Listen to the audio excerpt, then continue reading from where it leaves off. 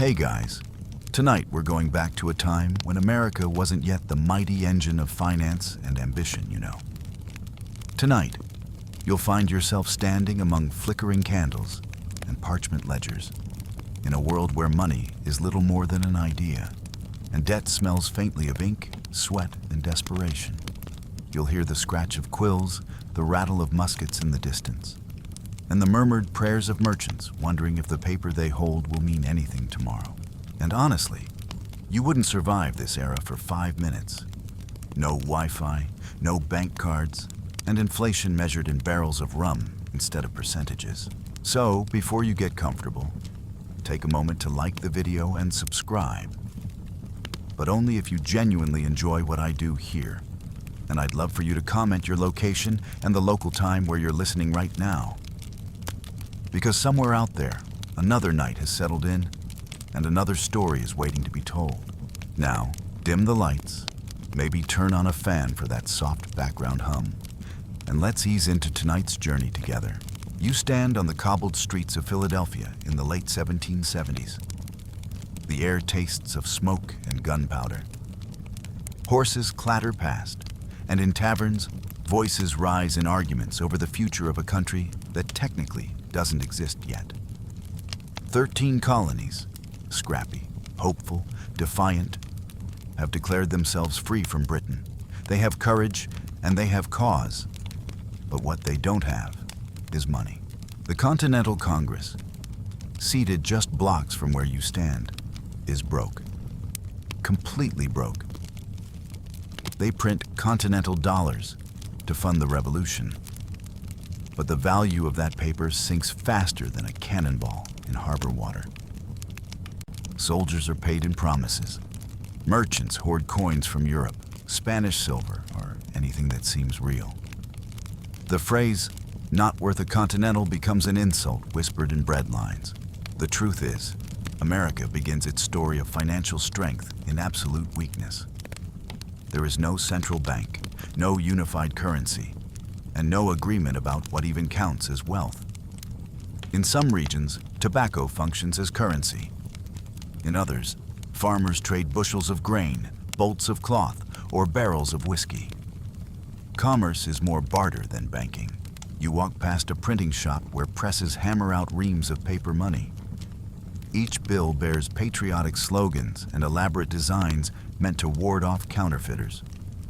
But they can't ward off inflation. Every new batch of printed notes makes the last ones worth a little less. Within a few years, continental dollars lose almost all purchasing power. By the end of the war, it takes $100 to buy what a single dollar once could. Soldiers who fought for independence often return home with wallets full of worthless paper. Still, there's one thing America does have in abundance: ambition. In taverns and meeting halls, the founders debate the question of wealth. What will fund this new nation? Land, labor, faith? The ideas are grand, but vague. Thomas Jefferson dreams of a country built on farming and self-reliance, where virtue grows from soil and sunlight.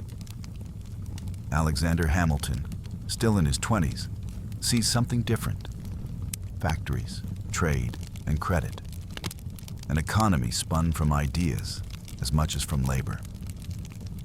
Between them lies a divide that will shape centuries. For now, though, even Hamilton can't conjure coins from air. The government borrows endlessly, mostly from France and the Netherlands. American envoys cross oceans to plead for loans. To European bankers, the colonies look like a wild gamble. Some invest anyway, not in the value of America's currency, but in the audacity of its promise. During the Revolution, a few private financiers prop up the cause. The most famous is Robert Morris, a Philadelphia merchant so wealthy that Congress names him Superintendent of Finance in 1781. Morris uses his personal credit to fund the war effort, borrowing, negotiating, even paying troops out of his own pocket. Without him, Washington's army might have dissolved long before Yorktown. But even Morris cannot fix the structural problem. The new nation is trying to wage a modern war with medieval finance. The chaos breeds ingenuity. In 1781, Morris establishes the Bank of North America, the country's first chartered bank. It issues notes backed by gold and silver, restores some public confidence, and introduces Americans to the idea of centralized finance. But many still distrust it. A bank, one farmer writes in a pamphlet, is a monster that feeds upon the people. That suspicion, like a faint heartbeat, will echo throughout U.S. history. Every time Wall Street rises, every time Main Street protests, the war ends in victory. But the financial crisis continues. The Treaty of Paris in 1783 makes America officially free, but deeply indebted. Foreign creditors demand payment. Soldiers demand pensions. The government's coffers are empty. Individual states print their own money, leading to chaos. Currencies vary wildly from one border to the next. A shopkeeper in Massachusetts refuses paper from Virginia. Farmers rebel against tax collectors in events like Shays' Rebellion. A movement of debt-ridden veterans demanding relief. Historians still argue whether those uprisings were a cry for justice or a warning about democracy's volatility. Either way, they terrify the elite. America's credit, both literal and metaphorical, seems on the brink of collapse. The Articles of Confederation, the nation's first attempt at government, offer no solutions. The central authority can't tax, can't regulate trade, can't even stabilize currency. It's as if 13 small economies are drifting loosely under one flag. The revolution has won independence, but not coherence. You walk through Boston and see it clearly. Closed shops, unpaid debts, newspapers filled with despair. Yet, in all that uncertainty, something quietly remarkable is happening. People are learning the language of finance. Words like credit, bond, and speculation enter everyday speech. Farmers and merchants alike begin to understand that money isn't just metal, it's trust. And trust, fragile as it is, might be the one thing the new nation can build from scratch. It's 1787 now. Philadelphia again. The summer air is thick with humidity and politics. Behind closed doors in Independence Hall, delegates gather to rewrite the rules. The Constitutional Convention isn't just about liberty, it's about solvency. Among them sits Alexander Hamilton, his eyes bright with restless ambition. He argues for a strong federal government that can manage debt, issue currency, and create something unheard of in American life: a stable economy. Out of that vision comes a new constitution, one that grants Congress the power to coin money and regulate the value thereof. It's the beginning of financial unity. For the first time, America has a framework to manage its own fate. But paper frameworks are easier than practical reality. The country still owes millions, mostly to soldiers and foreign nations. States squabble over who should pay what. The dollar exists mostly in theory. Hamilton knows the next step must be organization. When George Washington takes office in 1789, he appoints Hamilton as the first Secretary of the Treasury. It's a small office with a monumental task: build an economy where none exists. Hamilton, characteristically unafraid, dives in. He begins to design a system that will make America credible, profitable, and eventually powerful. But that's another part of the story, one that will come soon enough. For now, you can almost hear the scratch of Hamilton's pen late at night, the clink of coins being counted, the faint murmur of a city trying to believe in itself again. The ink dries. The paper smells of new beginnings. Outside, the sun rises over the Delaware River, spilling light across a nation that's broke but unbroken. You take one last look at the young republic. Its debts, its doubts, its dream of strength built not from wealth, but from will. Somewhere in the distance, the first whispers of a new financial system are stirring. promises and arguments, risks and revolutions. America is about to learn that freedom isn't free. It runs on credit, and in that fragile trust between paper and people, between dream and debt, the foundations of its future power begin to form. The air in the Treasury office smells like fresh ink and candle smoke. You can almost hear the faint scratch of Alexander Hamilton's quill as he bends over yet another document, his handwriting small, dense, and precise. The man barely sleeps. When he does, he dreams in ledgers. It's 1790, and the United States is a nation in name, but not yet in function. 13 states still cling to their own currencies, their own debts, their own economic instincts. Merchants distrust the federal government, farmers distrust merchants, and everyone distrusts paper money. The young republic is broke and divided, its credit shattered, its faith thin. But Hamilton, just 35 years old and already Secretary of the Treasury, believes that with enough structure, America can turn its fragility into strength. You stand beside him as he works through the night, his desk lit by 2 flickering candles. Outside, carriages rattle down cobbled streets. Inside, he's sketching something that doesn't yet exist anywhere in the New World, a unified financial system. He calls it the credit of the United States. And he means it literally. Hamilton's idea is as audacious as the revolution itself, perhaps even more so. The government will assume the debts of every state, treat them as national obligations, and issue new bonds to pay for them. The country will, in effect, borrow its way into stability. To Hamilton, debt isn't weakness, it's power. A national debt, he writes, if it is not excessive, will be to us a national blessing. It's a shocking statement for the time. Debt, to most Americans, still smells of ruin and British tyranny. But Hamilton sees it differently. Debt means trust. If creditors believe in the new government enough to lend it money, then the nation will have proven itself. Confidence, once lost, can be rebuilt. And confidence, he insists, is currency. Still, not everyone agrees. You walk through Congress Hall in Philadelphia and hear the debates crackle like static. Jefferson and Madison oppose Hamilton's plan. They argue that assuming state debts rewards speculators, the wealthy men who bought old war bonds for pennies, hoping the government might one day repay them. They accuse Hamilton of creating a moneyed aristocracy, a new elite built not on land or virtue, but on paper and influence. Is this not monarchy by another name? Jefferson demands. A government of debt and bankers? Hamilton smiles thinly. A government of credit, he replies, is a government of honor. It's an ideological duel, but also a regional one. Northern states, heavy with industry and war debts, support Hamilton's plan. Southern states, largely agricultural and already solvent, resist it. The nation teeters on the edge of deadlock, and then a dinner. The story, half legend, half documented, goes like this.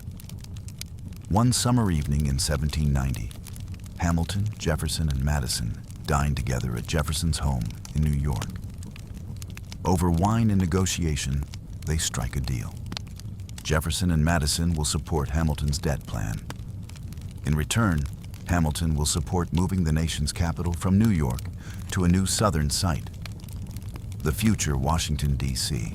Historians still debate whether this dinner table bargain truly happened as described. But the outcome is certain. The Assumption Act passes.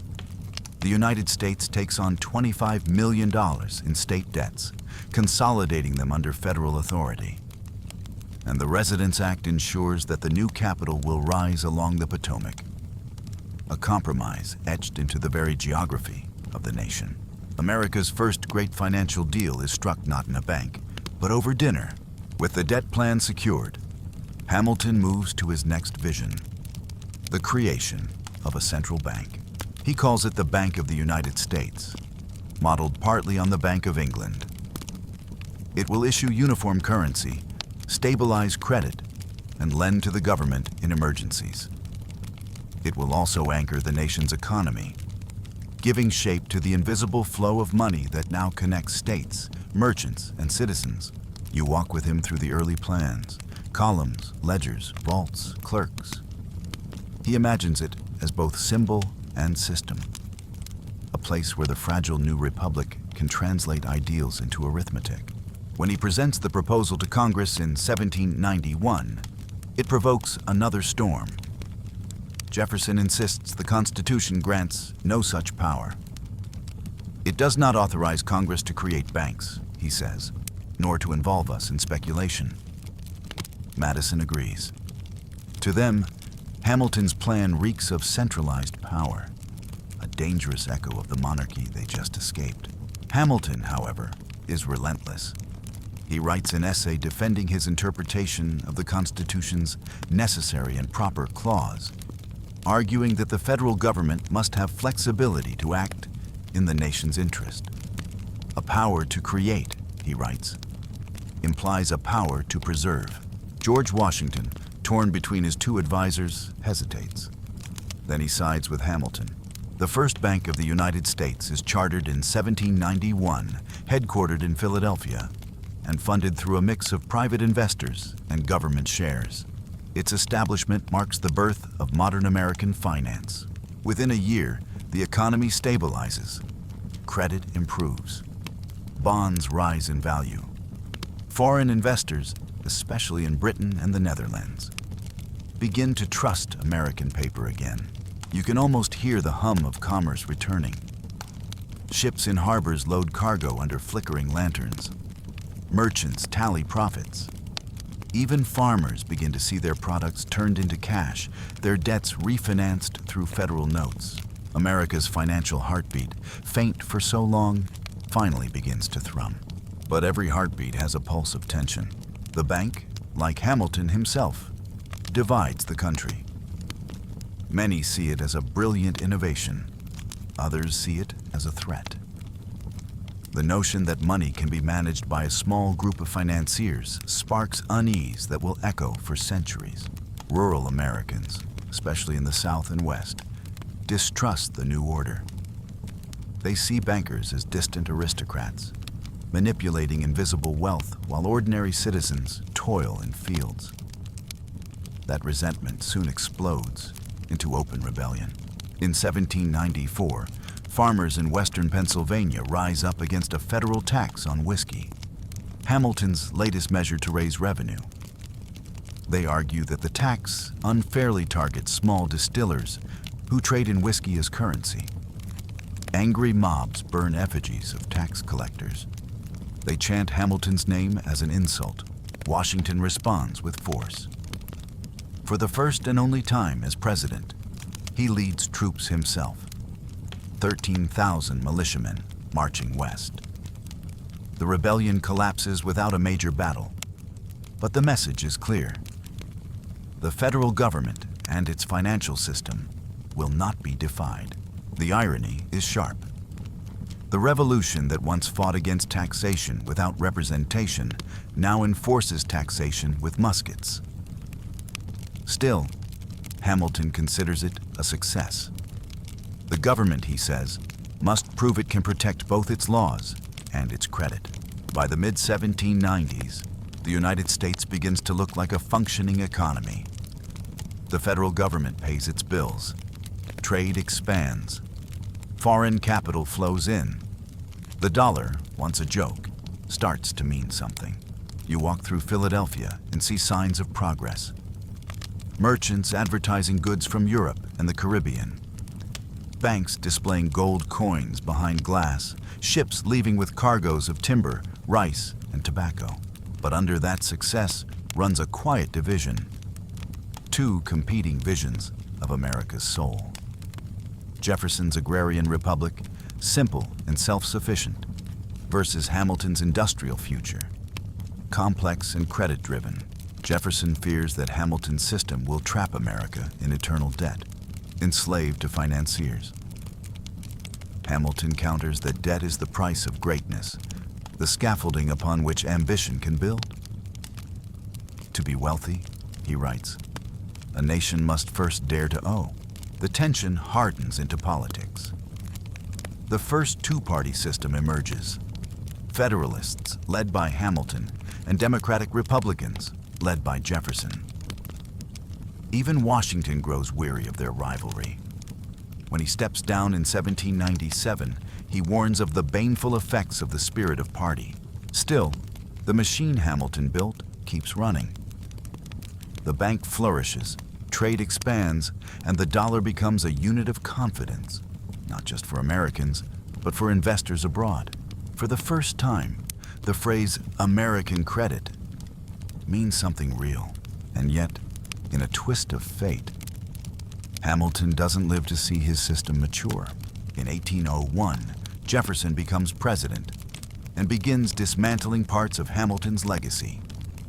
He distrusts banks, centralization, and debt. Under his influence, the charter of the first bank is allowed to expire in 1811. The experiment in national finance ends. Temporarily. A few years later, war with Britain breaks out again, and the government finds itself unable to fund it. Private banks issue their own notes, inflation soars, and chaos returns. Jefferson's dream of simple self-reliance collapses under the weight of modern reality.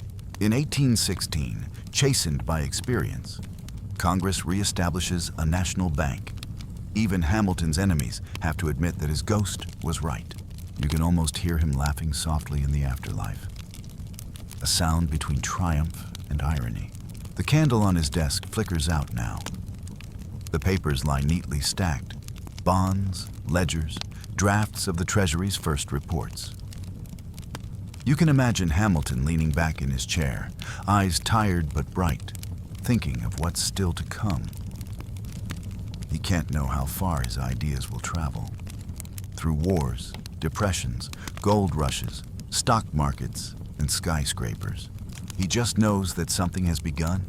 The ink is dry, the foundation is set, and outside, beyond the quiet streets of Philadelphia, a restless new nation begins to dream. Not just of freedom, but of fortune. The morning sun glints off bales of cotton stacked like white mountains along the wharves of Charleston and New Orleans. The smell is thick, salt air, tar, sweat, and the faint sweetness of raw fiber. You stand there, your boots sinking slightly into the planks slick with humidity, watching dock hands haul the stuff aboard ships bound for Liverpool, Le Havre, and beyond. Somewhere behind you, a bell clangs, marking the rhythm of an empire being built not on gold, but on plants. The date is somewhere around 1830. The United States is still young, barely 50 years into its experiment. But already, you can feel something different in the air. Money is beginning to have gravity. Credit is becoming language. And cotton, simple, soft, deceptively innocent, has become king. You can almost hear the whirring of looms across the Atlantic, spinning American fiber into British cloth. In England's industrial towns, the cotton from the American South feeds entire economies. In return, British banks send gold, credit, and manufactured goods back across the ocean. The cycle hums like machinery, relentless and lucrative. The United States, for the first time, has found its global leverage. Raw material. You travel inland now, into the deep south. The fields stretch to the horizon, an ocean of white under the sun. The workers bent among the rows sing low, rhythmic songs to keep time with the picking. You listen, uneasy, realizing that this entire system, this pillar of early American wealth, rests on human bondage. Enslaved labor makes cotton cheap, and cheap cotton makes the nation rich. By the 1840s, America is producing more than half the world's cotton. The crop accounts for 2/3 of U.S. exports. Planters build mansions, merchants build fleets, and northern bankers build fortunes by financing it all. You see the paradox clearly. The North and South may be divided in politics, but economically, they are partners. The cotton passes through southern ports, but is underwritten by northern loans and insurance. The entire young nation is, in one way or another, tangled in the threads of that white fiber. There's a rumor, told half in jest among London traders, no cotton, no king. It's an exaggeration, but not by much. The American South becomes so dependent on the crop that it's sometimes called white gold. The phrase fits in more ways than one. Gold enriches, but it also corrupts. Meanwhile, the North hums with a different kind of industry. The streets of Boston and New York ring with hammer blows, the hiss of steam, the rattle of carriage wheels. Textile mills in Lowell and Manchester, the American one, churn with noise and sweat. You step inside one and feel the vibration in your bones. The looms moving like clockwork, young women feeding thread through clattering spindles. The machines run 16 hours a day, 6 days a week. This is what Hamilton dreamed of. An economy powered by production, credit, and scale. The United States is no longer just an agrarian experiment. It's an industrializing force. But the rhythm of this progress is uneven. The North builds cities. The South builds plantations. One runs on wages, the other on bondage. Together, they create a hybrid economy, half free, half chained, that will soon tear itself apart. Yet for now it works. Banks expand, issuing loans for land, slaves, and speculation. In New York, a new kind of financial architecture rises. The New York Stock Exchange, founded decades earlier, begins to hum with activity. Merchants trade shares in canals, railroads, and manufacturing ventures. The language of finance grows sophisticated. Brokers shout figures from balconies, messengers sprint between offices. Money begins to move faster than the goods it represents. It's an exhilarating sight and a dangerous one. The 1830s bring the first great speculative fever of the new century. Land, not gold, becomes the obsession. The federal government opens vast tracts of Western territory for settlement, and Americans rush to buy. They borrow from local banks, which in turn borrow from larger banks. Paper money flows like a river. Everyone seems to be getting rich. And then, suddenly the river dries up. In 1836, President Andrew Jackson, distrustful of banks and paper credit, issues the Specie Circular, an executive order requiring land purchases to be made in gold or silver, not banknotes. Overnight, the financial scaffolding collapses. Banks, drained of hard currency, fail by the dozens. Credit vanishes. Prices plunge. The panic of 1837 sweeps across the nation like a cold wind. You walk the streets of New York and see the panic firsthand. Shop windows boarded up. Men gathered in silent knots outside shuttered banks. The sound of commerce, so loud just months ago, is replaced by the soft, eerie shuffle of despair. For nearly 7 years, the country languishes in depression. Cotton prices fall, trade slows, unemployment soars. Farmers lose their land. Merchants go bankrupt. It's a cruel irony. The richest nation on earth in natural resources is again broke in spirit. Still, in that chaos, something new takes root. America learns a lesson that will shape its financial destiny. Failure doesn't mean the end. It means opportunity to rebuild bigger. By the 1840s, recovery begins. New technologies emerge. Railroads, telegraphs, steamships, connecting regions like never before. The country grows, literally, stretching westward toward the Pacific. With every mile of track laid, every telegraph line strung, the national economy becomes more unified. A merchant in Boston can now send word to St. Louis in hours. not weeks. A shipment of cotton can reach Chicago by rail instead of river. Time, that old enemy of commerce, begins to bend. The expansion also accelerates something else. The rise of credit culture. Banks multiply again, this time with better oversight and deeper reserves. State-chartered banks issue notes backed by gold, silver, and sometimes sheer confidence.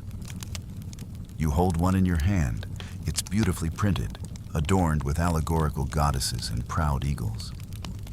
But you can't shake the feeling that it's just a promise dressed up as permanence. And yet, the people believe. Trust, after all, is America's most renewable resource. The relationship between cotton and credit grows even tighter. Southern planters borrow against future crops, a practice known as cotton factoring. Northern banks lend freely, confident that Britain's demand will never waver. The system is self-reinforcing, until it isn't. Historians still debate whether the South's dependence on cotton was economic genius or fatal flaw. On one hand, it made America a global trade giant. On the other, it tied national wealth to a single volatile commodity and an immoral institution. Even foreign investors worried. Some London bankers joked that the United States is a plantation with a flag. It's an uneasy balance, but for now, it holds. In the decade before the Civil War, you watch the landscape change again. New York transforms from a port city into the beating heart of American finance. Its harbor swarms with ships. Its streets swarm with opportunity. Wall Street becomes both symbol and stage, the place where ambition meets arithmetic. Quirky detail. The street itself, Wall Street, still bears the ghost of its name. A reference to the wooden wall the Dutch once built in the 1600s to protect their colony from attack. The wall is long gone, but its spirit remains. Defense, speculation, control. By 1850, the city's merchants handle more trade than any port in the world. Insurance companies, brokerage houses, and private banks bloom like steel flowers. Young clerks in starched collars rush between counting houses, clutching ledgers and dreams. If you listen closely, you can almost hear the sound of America inventing capitalism. Not the abstract kind, but the noisy, human kind, built from hustle and optimism.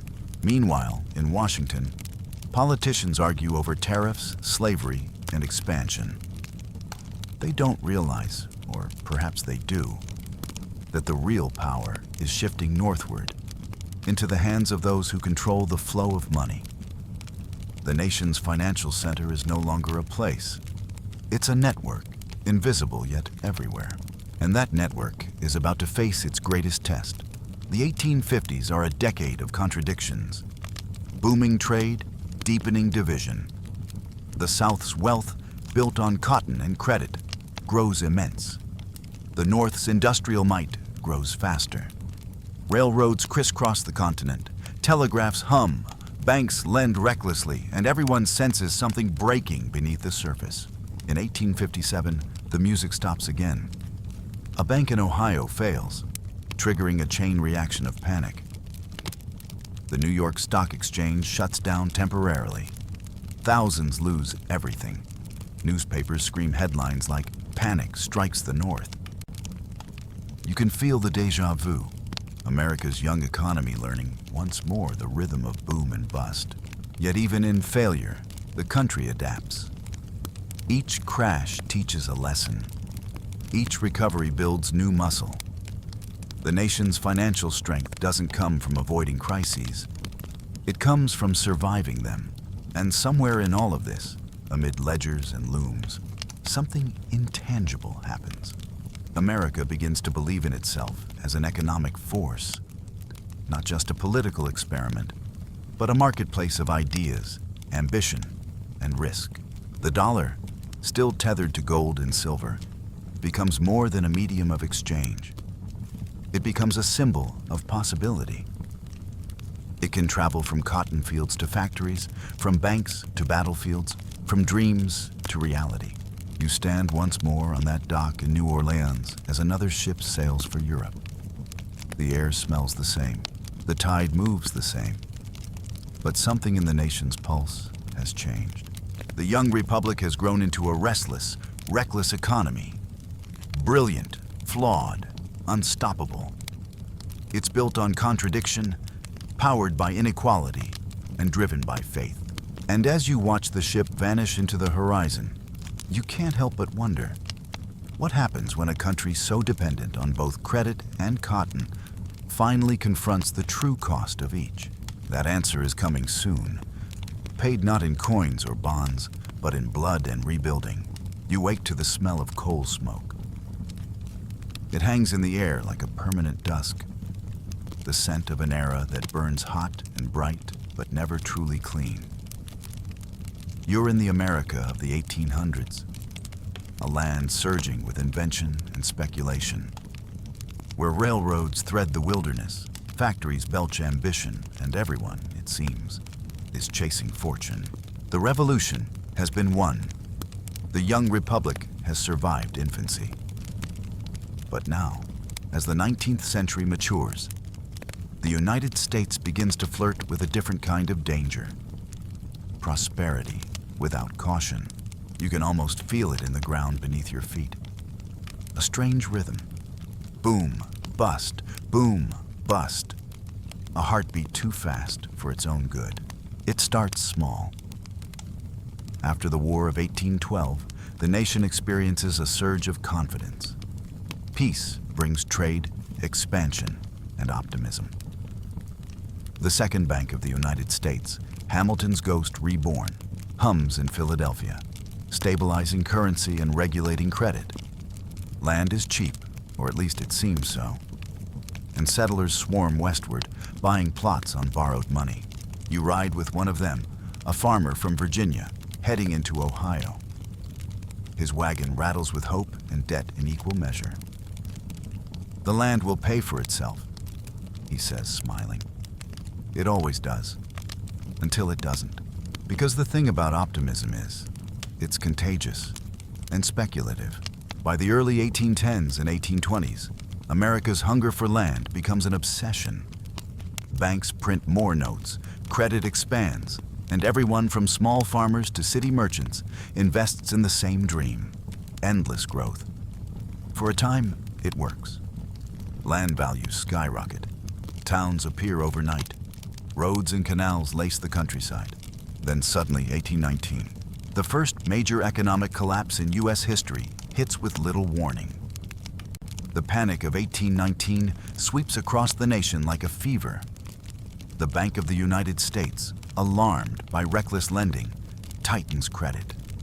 Banks call in loans. Borrowers can't pay. Property values plummet. You walk through a small town in Kentucky and see the wreckage. Shuttered stores, auctions on courthouse steps, families piling wagons with whatever they can salvage. Men mutter about paper lies, meaning banknotes that once promised value and now promise nothing. For many Americans, this is the first time they learn that prosperity isn't permanent. And yet, something strange happens. The economy, though shaken, survives. It hurts, it humbles, but it doesn't destroy. The United States learns its first major financial lesson. Failure is part of growth. By the 1830s, the fever returns. Louder, faster, more industrial. You walk through New York City, where the streets are alive with the clang of metal and the scent of progress. Canals now link the Great Lakes to the Atlantic. Steamboats ply the Mississippi. And the Erie Canal, that long, liquid road, has turned the Midwest into a trading empire. Each new innovation feels like destiny. Cotton, timber, and grain flow east. Manufactured goods flow west. The economy hums with energy, and the banks, oh, the banks, hum even louder. Specie. Who needs specie? Laughs a young banker as he stamps new notes. He's lending more money than his vault could ever redeem in gold or silver. But no one seems worried. The world feels infinite. You see fortunes made overnight and lost by morning. Railroads, mines, and mills appear like mirages. Newspapers print stories of instant millionaires. And in taverns, men trade gossip about the next big venture. And beneath it all, the same invisible fuel, credit. It's a magic trick everyone believes in, until someone asks to see the wires. That someone, once again, is Andrew Jackson. You remember him from the last chapter, the fiery general who distrusted paper, banks, and anything that smelled of elite manipulation. By the 1830s, he's president, and his enemy has a name. The Second Bank of the United States. Jackson sees it as a monster, a hydra of corruption. He believes it manipulates elections, hoards wealth, and favors the East over the frontier. In speeches, he vows to kill the bank, and he means it. Congress tries to recharter the institution in 1832, but Jackson vetoes it. His veto message becomes legendary. The bank is trying to kill me, but I will kill it. He does. He withdraws federal deposits, redistributing them to dozens of smaller pet banks. The move destabilizes the entire credit system. The old order collapses, replaced by chaos. At first, the people cheer. They see Jackson as a hero standing up to financial tyranny. But soon, the consequences ripple outward. Without a central bank to moderate lending, speculation explodes. Land prices soar again. Railroads multiply faster than profits. Banks issue notes backed by nothing more than bravado. Then, like clockwork, 1837 arrives. Another panic, another collapse. The panic of 1837 is brutal. You walk the streets of New York once more. Outside shuttered banks, crowds gather in silence, holding paper bills they can no longer redeem. A broker stands atop the steps of the Merchants' Exchange, shouting prices that no longer matter. The economy, once roaring, has fallen into stunned quiet. Within months, hundreds of banks close. Unemployment skyrockets. Bread lines form. People start using old Spanish coins again, anything that feels tangible. The nation enters a depression that lasts nearly a decade. And yet, even amid ruin, a new understanding begins to form. America is learning to live with risk. The idea of boom and bust becomes a rhythm. Painful, yes, but somehow familiar. The panic doesn't destroy the dream of prosperity. It simply resets it. By the late 1840s, the country is building again. This time, westward. You find yourself in California now. The air dry and electric with rumor. It's 1848, and a man named James Marshall has found gold at Sutter's Mill. The news spreads like wildfire, and within months, the West transforms into a magnet for ambition. Ships crowd San Francisco Bay. Thousands arrive from across the world, miners, merchants, gamblers, dreamers. Gold, once an abstract standard for value, becomes suddenly physical again. You can hold it, weigh it, feel its warmth in your palm. The California gold rush floods the economy with precious metal. Between 1848 and 1855, the U.S. Mint produces more than $500 million in gold coins, enough to stabilize currency and fuel expansion. It's as if the country has drawn breath after a long fever, but the rush also distorts. Boom towns rise and vanish overnight. Fortunes are made by those who sell shovels, not those who dig. And perhaps the strangest detail of all, the gold that saves America's credit also deepens its divisions. The influx of wealth strengthens the North's banks and industry. And the South, watching jealously, doubles down on its own form of treasure. Cotton. The nation's prosperity is growing, but its unity is not. You move forward to the 1850s, when iron rails carve lines across the continent. The railroad boom becomes the next financial obsession. Investors pour money into lines that sometimes connect nowhere to nowhere, purely because they sound promising. Stocks rise, bubbles form, and fortunes shift daily. It's an era of daring and deceit. Some companies sell shares before they even own locomotives. Others fake maps to attract investors. But progress marches on regardless. Railroads connect coasts, knit cities together, and shrink the vastness of America into something navigable. Every train whistle you hear isn't just a sound of travel. It's the sound of credit, steel, and imagination colliding. By mid-century, you realize something. The United States has created a new kind of economy. One powered not only by labor or land, but by faith. Faith that tomorrow will be bigger than today. That risk will somehow lead to reward. It's a dangerous faith, but also a uniquely American one. And then, in 1857, the music falters again. The Panic of 1857 begins with a single failed bank in Ohio, then spreads like sparks through dry grass. The railroads, overbuilt and overleveraged, collapse in value. Factories close. Cotton exports stall. The shock hits North and South unevenly. The North's industry staggers. The South's plantations weather it better.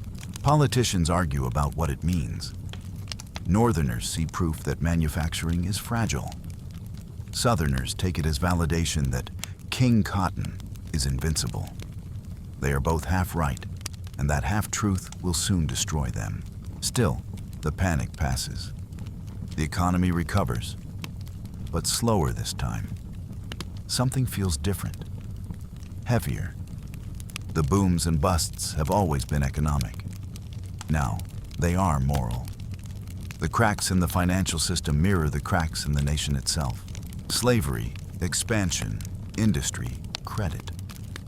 All threads of the same tangled web. You can almost sense it.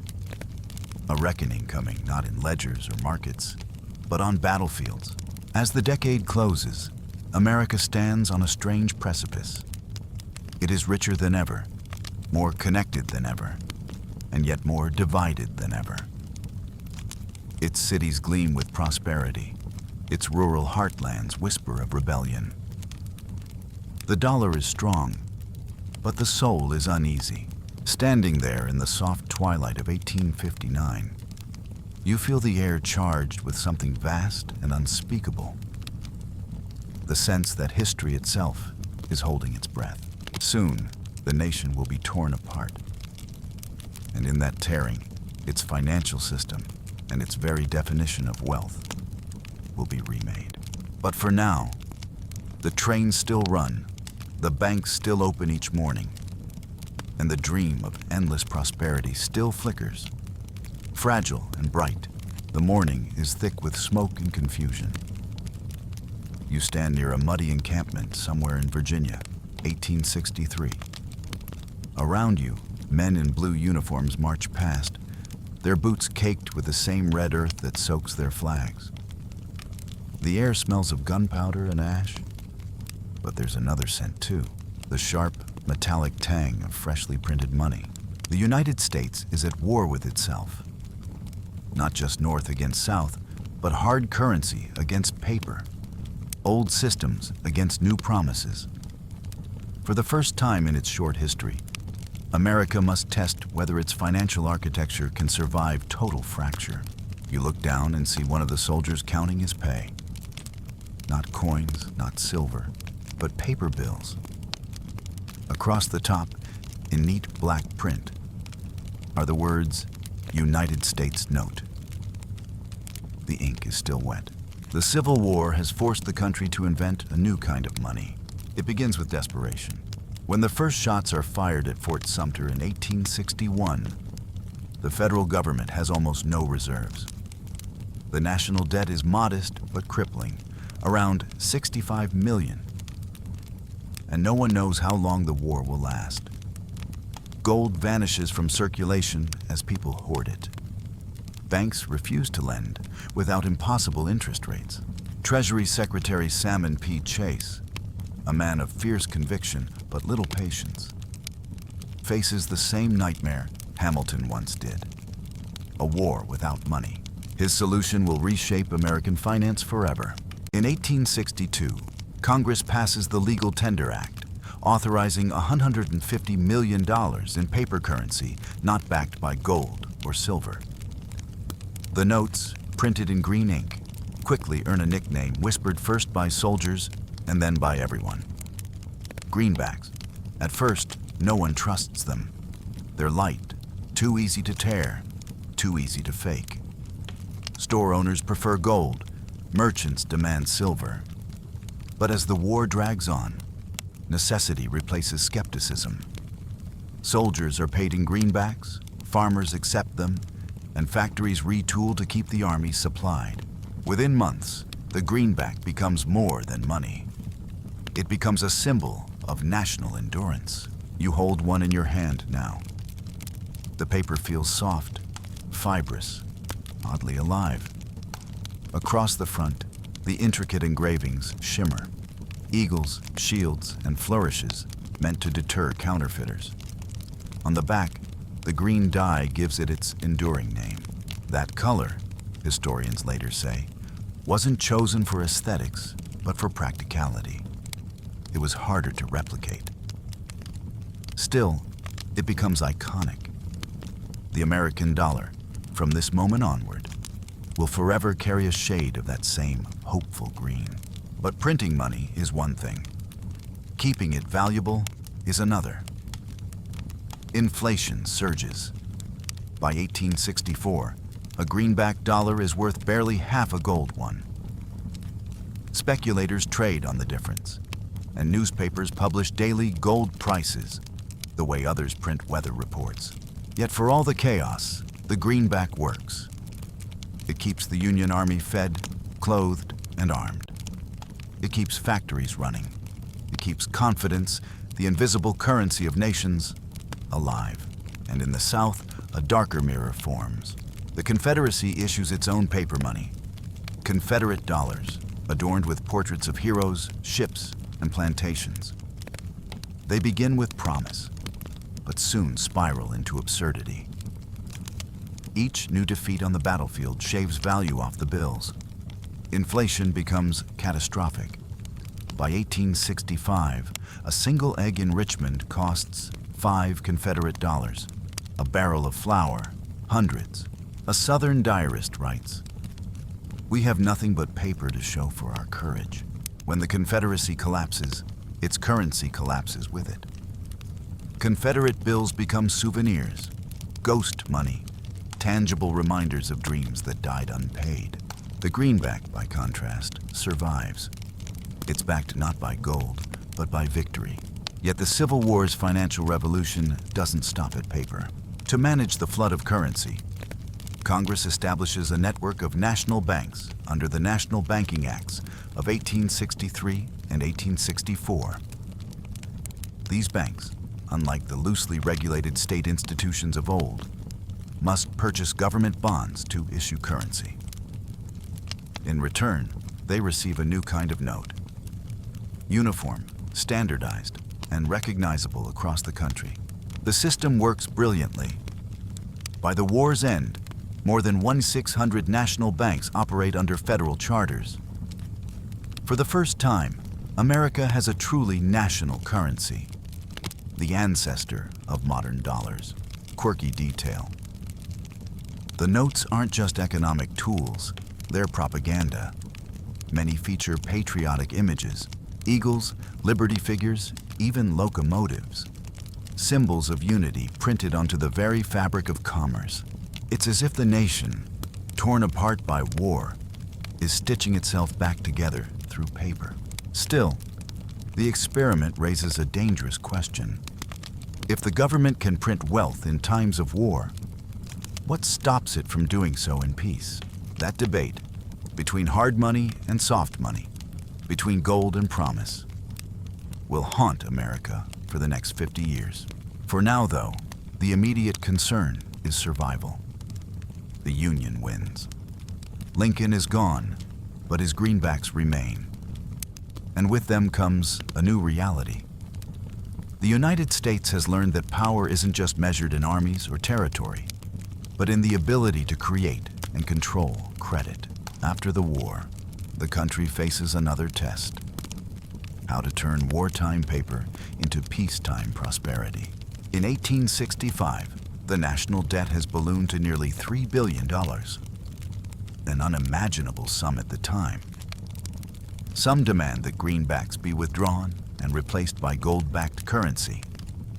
Others argue that doing so would strangle recovery. The argument becomes almost theological.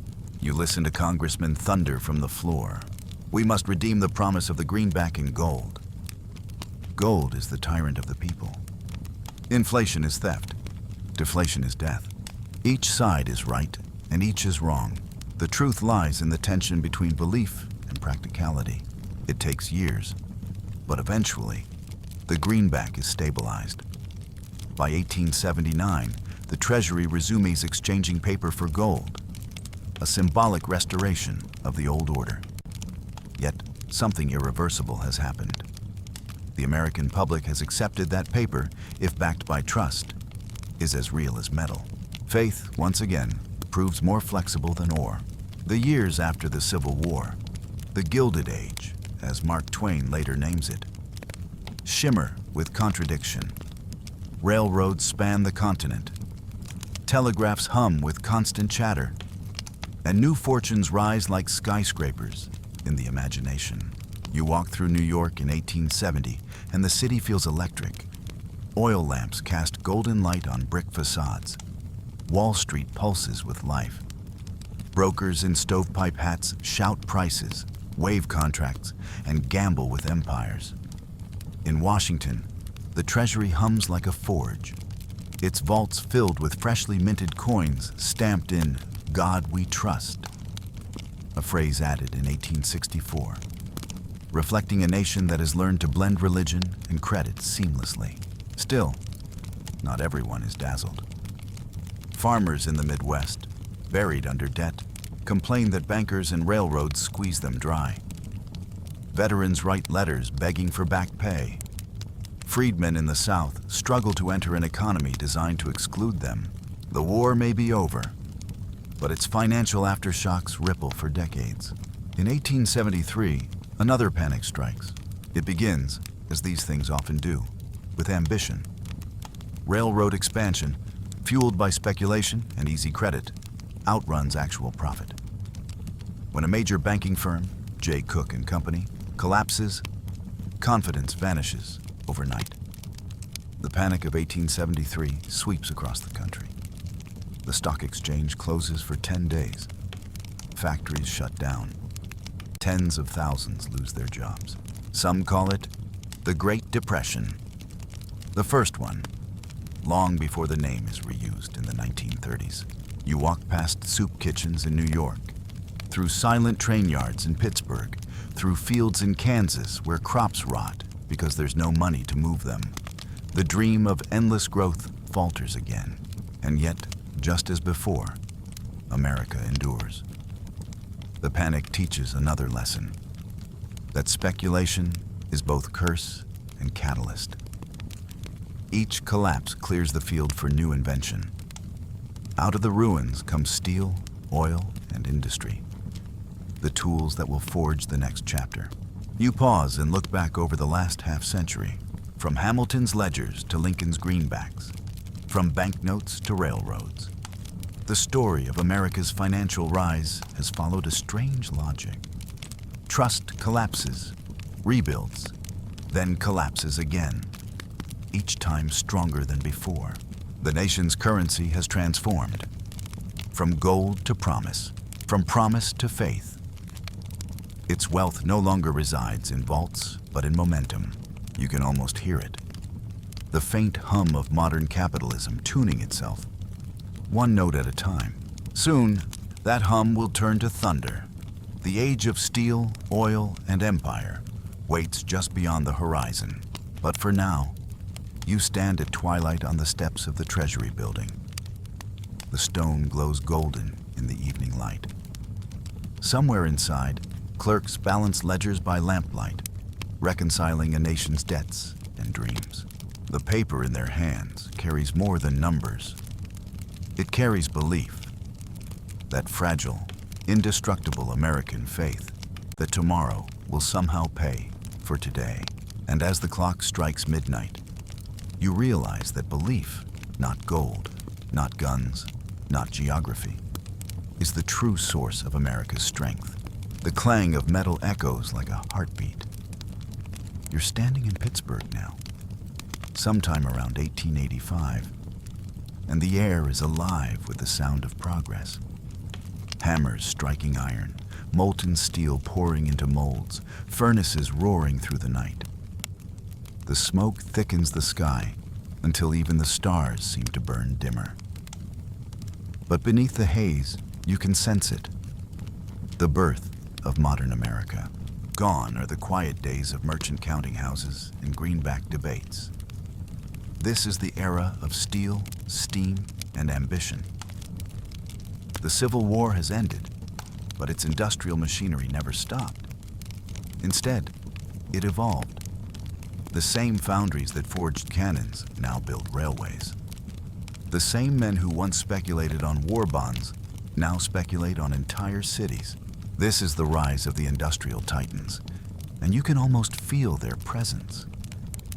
Andrew Carnegie, John D. Rockefeller, J.P. Morgan, names that will soon tower as high as their skyscrapers. The country is young, but already vast, hungry for order, profit, and power. And money, like steel, is being melted and reshaped into something new. Something that glows white-hot with potential. You start in Pittsburgh, where the furnaces of Carnegie steel burn without rest. Carnegie himself, a wiry Scotsman with a sharp eye and sharper ambition, once worked as a telegraph clerk, earning $2.50 a week. Now, he controls more steel than most nations. You watch molten metal pour from ladles the size of wagons, sparks spraying like fireflies. Each beam that cools here will build something. A bridge, a skyscraper, a ship. Carnegie's secret isn't just iron or industry, it's efficiency. He invests in new processes like the Bessemer converter, which transforms pig iron into steel in minutes instead of hours. Costs drop, production soars, and profits multiply. But there's something more subtle at work, something that feels almost spiritual. Carnegie sees himself not merely as a businessman, but as a builder of civilization. Steel, he says, is the king of metals, and it shall rule the world. He isn't wrong. Every ton of steel reshapes America. The railroads stretch farther west. The bridges leap across rivers that once divided cities. The first skyscrapers, those improbable vertical dreams, begin to rise in Chicago and New York. And for each structure that scrapes the sky, there's a ledger somewhere in which numbers rise just as fast. While steel defines the North, oil begins to define the nation's new frontier, Ohio and Pennsylvania. In 1859, Edwin Drake's oil well in Titusville had seemed like an odd experiment. By the 1880s, it's a revolution. The earth itself, once a silent partner, has become America's greatest investor. John D. Rockefeller, a quiet bookkeeper from Cleveland, sees opportunity in the chaos. Where others see barrels, he sees systems. He builds Standard Oil, not as a company, but as an organism, one that refines, distributes, and dominates. He negotiates secret deals with railroads, crushes competitors with precision, and reinvests every penny. Soon, his company refines 90% of the nation's oil.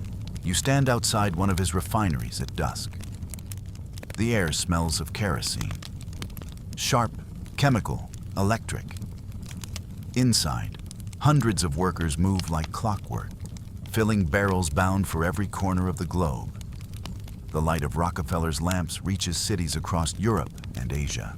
Oil becomes more than fuel. It becomes influence. It powers factories, illuminates homes, and lubricates the gears of empire. When asked about his success, Rockefeller simply says, "God gave me my money." Some believe him, others don't. But either way, his wealth becomes mythic.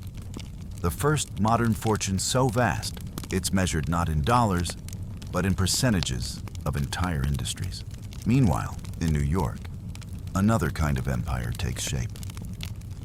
One made not of steel or oil, but of finance.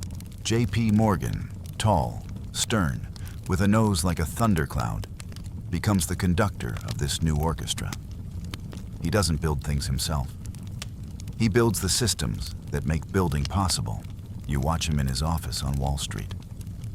The room smells faintly of cigars and paper. He stands by the window, gazing at the harbor below. To him, the chaos of the markets isn't frightening.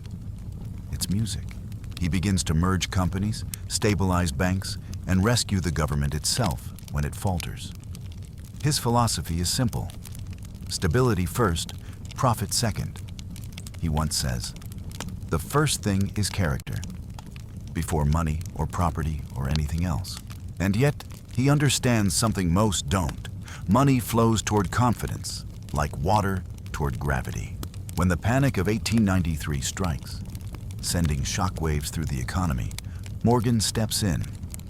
He organizes loans, consolidates railroads, and calms markets. In 1895, when the U.S. Treasury's gold reserves nearly run dry, Morgan personally arranges a private rescue, a deal so audacious that it keeps the government solvent. Historians still debate whether he saved capitalism or bought it. Either way, the result is clear. Finance has become the invisible backbone of American power. You walk through the streets of Manhattan at the turn of the century. The city glows like a constellation, electric lights flickering in shop windows, carriages clattering down cobbled streets. Immigrants pour through Ellis Island, their pockets nearly empty, their eyes full of possibility. Factories hum. Newspapers shout headlines of expansion and innovation. The U.S. economy, once fragile, is now colossal, fueled by railroads, oil, and steel. But beneath the grandeur, you can sense the contradictions deepening. For every mansion on Fifth Avenue, there's a tenement packed with workers. For every share traded on the exchange, there's a hand blistered from 14-hour shifts. The Gilded Age shines, but its gold is thin. Mark Twain names it perfectly. Gilded, not golden. Brilliant on the surface, brittle beneath. Still, the spectacle is intoxicating. You ride the newly built Brooklyn Bridge, that steel miracle completed in 1883. Beneath you, the East River shimmers with reflections of gaslight. Above, the city's skyline rises like a promise. The bridge, designed by John Roebling and finished by his son, becomes the perfect metaphor. Bold, risky, impossible, and utterly American. A quirky detail. People were so afraid of the bridge collapsing that P.T. Barnum once marched 21 elephants across it just to prove it was safe. Even faith in progress, it seems, sometimes needs a sideshow. By the 1890s, the U.S. is producing more steel than Britain, more oil than Russia, and more manufactured goods than nearly the entire continent of Europe combined. It's no longer a debtor nation. It's a rising creditor to the world. And yet, the system that fuels its growth is also unstable. There's no central bank to control the flow of money. Panics come regularly. 1873, 1884, 1893, 1901, 1907. Each one triggered by speculation, overextension, and blind optimism. Each time, J.P. Morgan or some other financier must step in to stop the bleeding.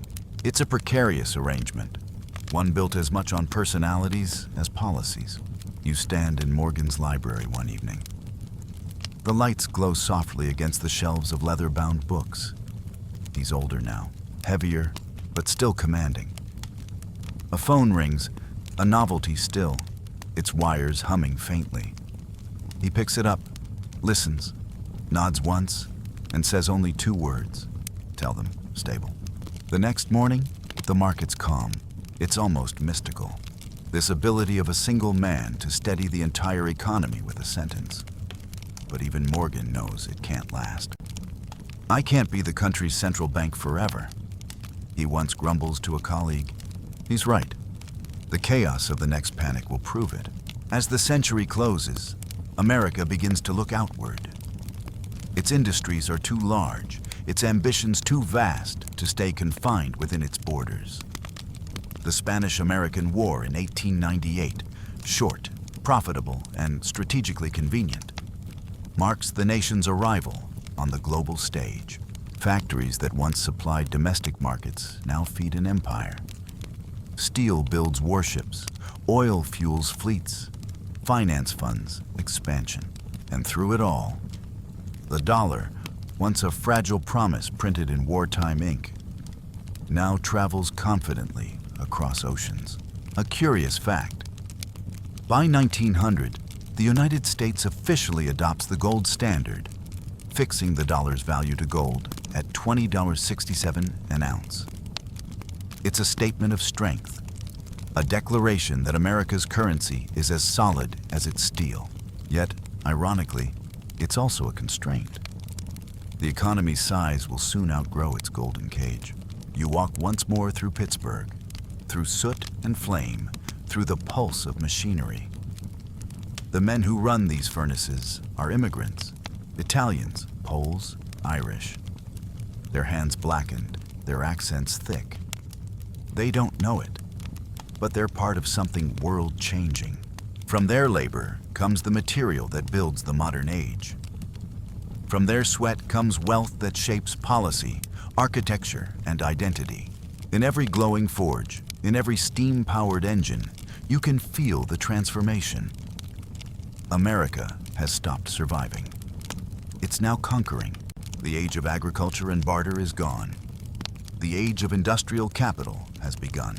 But behind the smoke, a faint unease remains. The markets are volatile. Inequality widens. Trust, that fragile currency, flickers like the furnaces themselves. And soon, one more panic, one more collapse, will finally force the nation to do what Hamilton once dreamed: build a financial system capable of surviving its own success. You leave the foundries behind and walk east toward Wall Street. The city hums, the harbor glows, and somewhere above the skyline, the stars are still faint through the haze.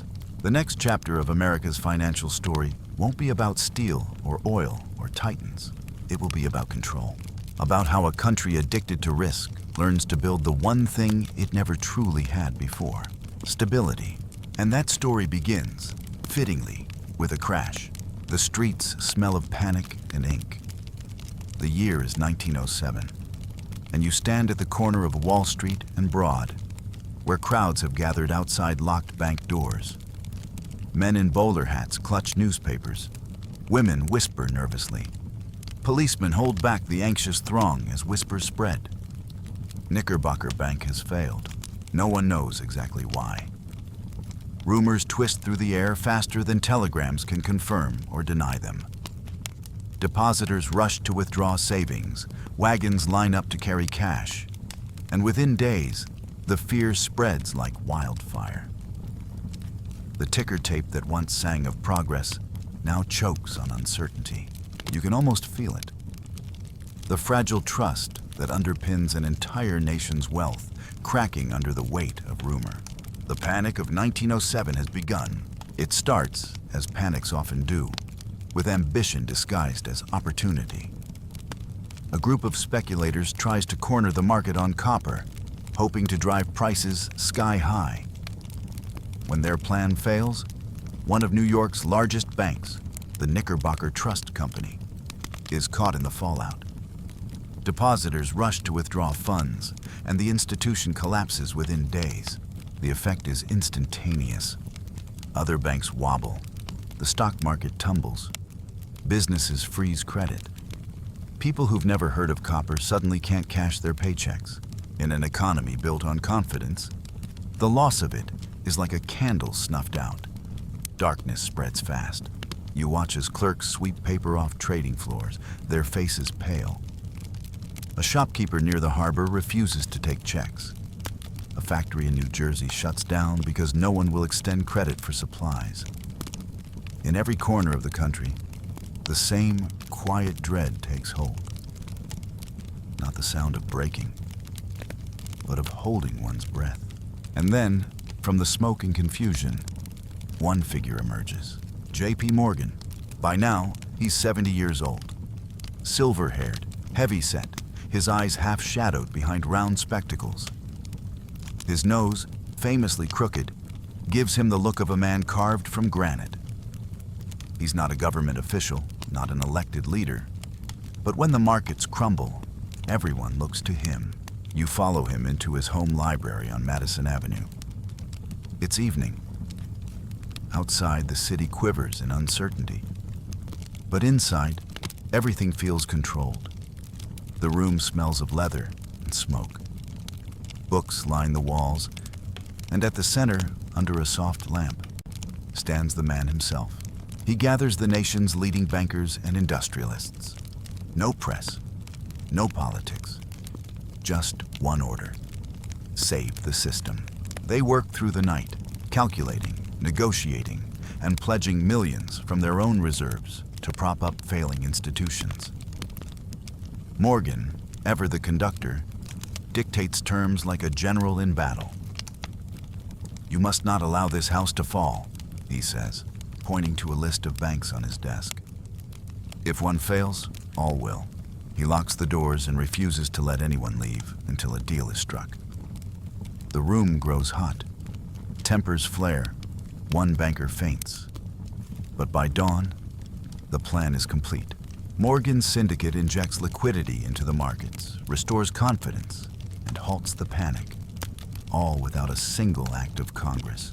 By morning, newspapers call him the savior of the Republic. Yet even Morgan knows this isn't sustainable. No nation can depend forever on one man's willpower. The system needs something larger, something institutional, enduring, and less mortal. The idea of a central bank is reborn. You walk along Wall Street after the panic subsides.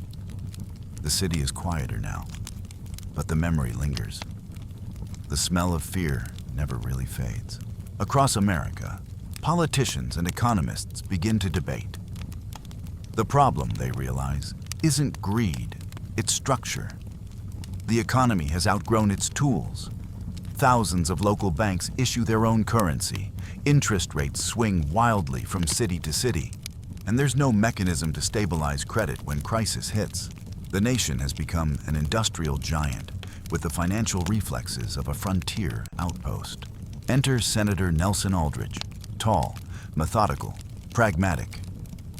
He proposes something radical: a new kind of institution that could control the money supply, serve as a lender of last resort, and coordinate policy across regions. But to many Americans, the idea sounds sinister. Memories of Hamilton's and the Second Bank's controversies still haunt the national psyche. A central bank? Critics cry. That's just tyranny in a suit. Still, Aldrich presses on. In 1910, a secret meeting takes place on Jekyll Island, a private retreat off the coast of Georgia. The participants are some of the most powerful men in American finance. Paul Warburg of Kuhn, Loeb and Kobersdorf, Frank Vanderlip of National City Bank, Henry Davison of Morgan's firm, and a few others. They travel under false names, pretending to be on a duck hunting trip. Historians still argue over how secret this meeting truly was. But there's no doubt what was discussed: the framework for a new national banking system. You can picture it. The men sitting around a polished table as the Atlantic wind rattles the windows, debating reserve ratios, currency issuance, and public oversight. Warburg, a German-born banker, sketches diagrams showing how Europe's central banks prevent panic. Aldrich listens, his cigar glowing faintly in the lamplight. After a week of intense discussion, they emerge with a draft proposal. one that will eventually become the foundation for the Federal Reserve System. 3 years later, in 1913, after heated debate and numerous revisions, President Woodrow Wilson signs the Federal Reserve Act into law. The United States finally has what Hamilton imagined but never lived to see: a central bank capable of managing credit and stabilizing currency on a national scale. It's divided into 12 regional reserve banks, each serving a part of the country, coordinated by a board in Washington. The structure is uniquely American, decentralized yet unified, private yet public, a blend of control and compromise designed to satisfy everyone and no one. You stand outside the new Federal Reserve Bank of New York. Its facade looks like a fortress: iron bars, stone walls, the air of permanence. Inside, men in dark suits handle stacks of paper money with almost religious care. The smell of ink and metal mingles with something intangible: reassurance. For the first time, America has a financial system designed to endure its own ambition, and just in time. Because beyond the horizon, another storm is brewing. Not of speculation, but of war. As Europe slides toward conflict in 1914, the world's financial centers brace for impact. Gold shipments halt. Credit tightens. Panic threatens again. But this time, something remarkable happens. The Federal Reserve acts. It coordinates gold transfers, issues emergency credit, and prevents a domestic collapse. For once, the system holds. The same year, World War I erupts across the Atlantic. At first, America stays neutral. But trade with Europe, especially Britain and France, booms. The U.S. becomes the world's supplier of food, steel, and weapons. The flow of gold reverses direction. For centuries, wealth had crossed the ocean to Europe. Now, it flows from Europe to America. When the war ends in 1918, the United States emerges not as a debtor nation, but as the world's largest creditor. You can almost feel the shift in the global atmosphere. The quiet moment when economic gravity changes direction. London may still control the ships and colonies, but New York now controls the balance sheets. The 1920s arrive with champagne and ticker tape. Factories hum, stocks rise, and jazz spills from every doorway. The dollar, once a struggling upstart, now sits confidently beside the British pound. The Federal Reserve, still young, manages interest rates and credit with cautious precision. Banks expand lending. Consumers buy on installment plans. The future feels infinite, profitable, inevitable. The newspapers call it the Roaring Twenties. You stroll down Wall Street at noon. Brokers shout numbers from beneath flapping banners. Telephones ring incessantly. The hum of optimism is almost physical, but if you listen closely, beneath the brass bands and the laughter, you can hear a faint echo of 1907, the sound of too much confidence. The Federal Reserve has brought stability, yes, but also complacency. Speculation returns, faster and bolder than before. Stocks soar, fortunes inflate, and the line between risk and reward blurs until no one can tell where one ends and the other begins. It's the old rhythm again.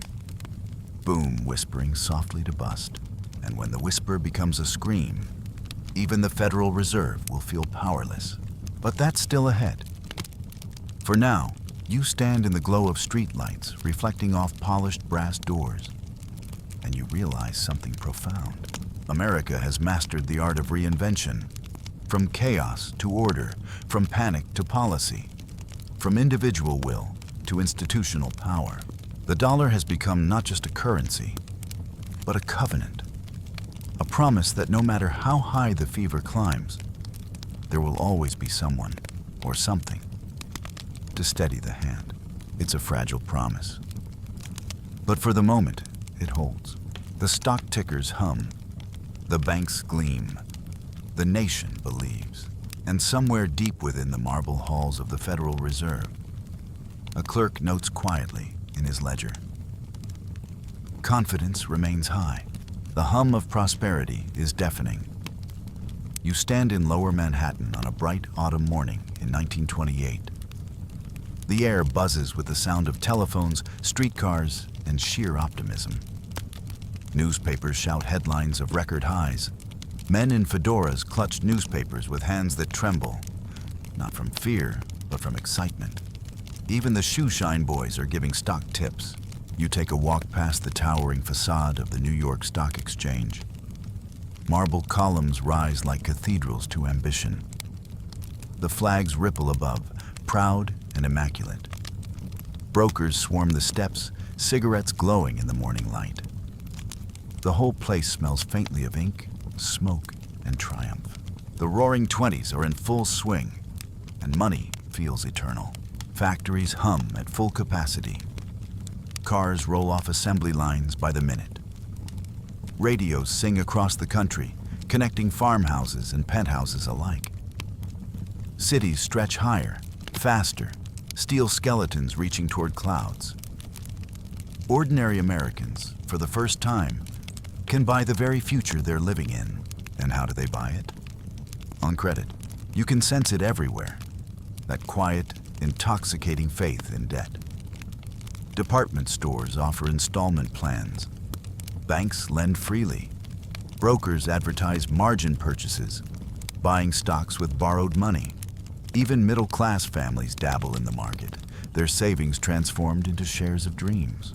Everyone ought to own stocks, a banker declares in a radio ad. It's the American way.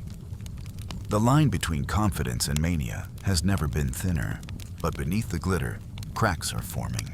Out in the Midwest, farmers face falling crop prices. Coal miners strike as factories switch to oil. The wealth of the decade is real, but uneven. For every skyscraper in New York, there's a shuttered barn in Kansas. For every millionaire sipping champagne, 100 factory workers drink black coffee and wonder how long the good times will last. Historians later call it the illusion of prosperity. The music is loud enough to drown out the warnings, and yet you can feel it if you listen carefully. The market's rhythm accelerating, the breath of the economy quickening, like a dance about to spin out of control. The Federal Reserve, still young and cautious, tries to cool the frenzy by raising interest rates. But speculation doesn't slow. It simply shifts into higher gear. Stocks soar to impossible heights. RCA, Radio Corporation of America, has no dividends, no profits, and yet its shares skyrocket. Newspapers call it the miracle of modern enterprise. Everyone believes they're living in a new age, one where technology and finance have tamed the chaos of capitalism forever. And then comes the autumn of 1929. It begins subtly, just a few tremors. On Thursday, October 24th, prices dip unexpectedly. A few brokers panic, then more. The whispers turn to shouts. By midday, the market floor is chaos. You stand near the exchange again, this time surrounded by crowds. The air feels colder, heavier. Policemen hold back the mob as brokers sprint in and out, their faces pale and slick with sweat. It's temporary, someone insists. Just a correction. But by the following Tuesday, October 29th, 1929, the correction becomes collapse. The great crash, stocks plummet. Fortunes vanish in hours. The ticker tape runs hours behind, unable to keep up with the speed of loss. Men who owned everything on Monday have nothing by Friday. Banks, overexposed to bad loans, begin to fail. Thousands of investors are ruined. You hear stories whispered through the city. Of brokers stepping from windows, of clerks carrying boxes of worthless paper through empty offices. Some of the tales are exaggerated, others are heartbreakingly true. Within weeks, the panic spreads beyond Wall Street. Factories slow, then stop. Unemployment rises. Banks close their doors forever. Farmers burn crops because prices have fallen below the cost of shipping. And yet, as strange as it sounds, there's no immediate sense that this is history. It feels at first like another passing storm, but the storm doesn't pass. It deepens. The years that follow become a slow-motion unraveling. Between 1929 and 1933, the American economy contracts by nearly 30%. 13 million people lose their jobs. Over 5,000 banks fail. The once glittering cities go dark. You wander through a street in Chicago. Men stand in bread lines that stretch for blocks, their collars turned up against the wind. They don't speak much. There's nothing left to say. Women sell apples on corners for a nickel each. Children pick through trash bins for coal scraps. In the rural South, tenant farmers are evicted by the thousands. Dust clouds rise from exhausted soil. In the Midwest, the air turns gray with despair. And yet, the stock exchange reopens every morning, as if pretending nothing's changed. Money has disappeared not into thin air, but into the ether of lost confidence.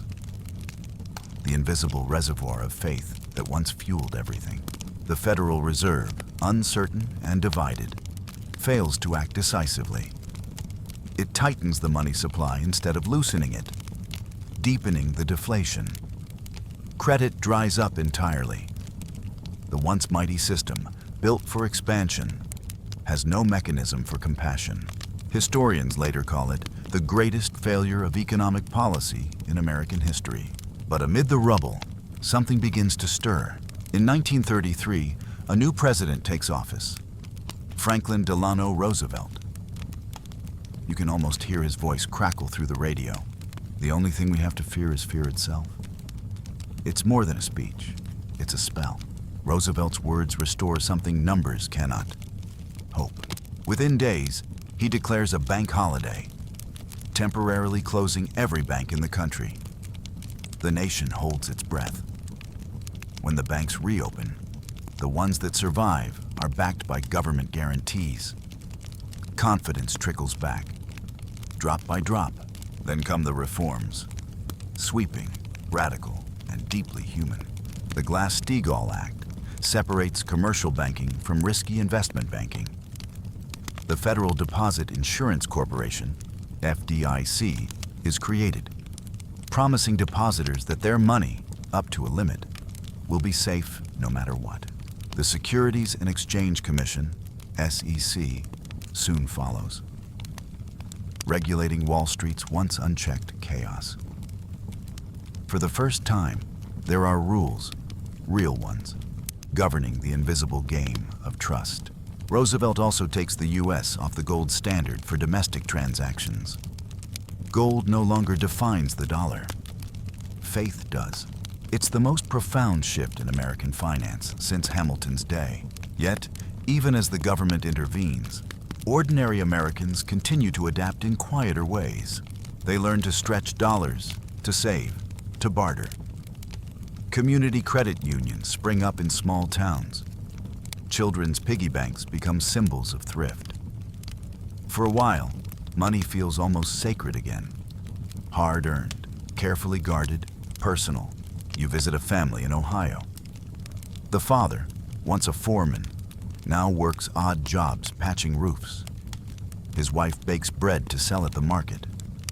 On Sunday evenings, they gather around the radio to listen to Roosevelt's fireside chats.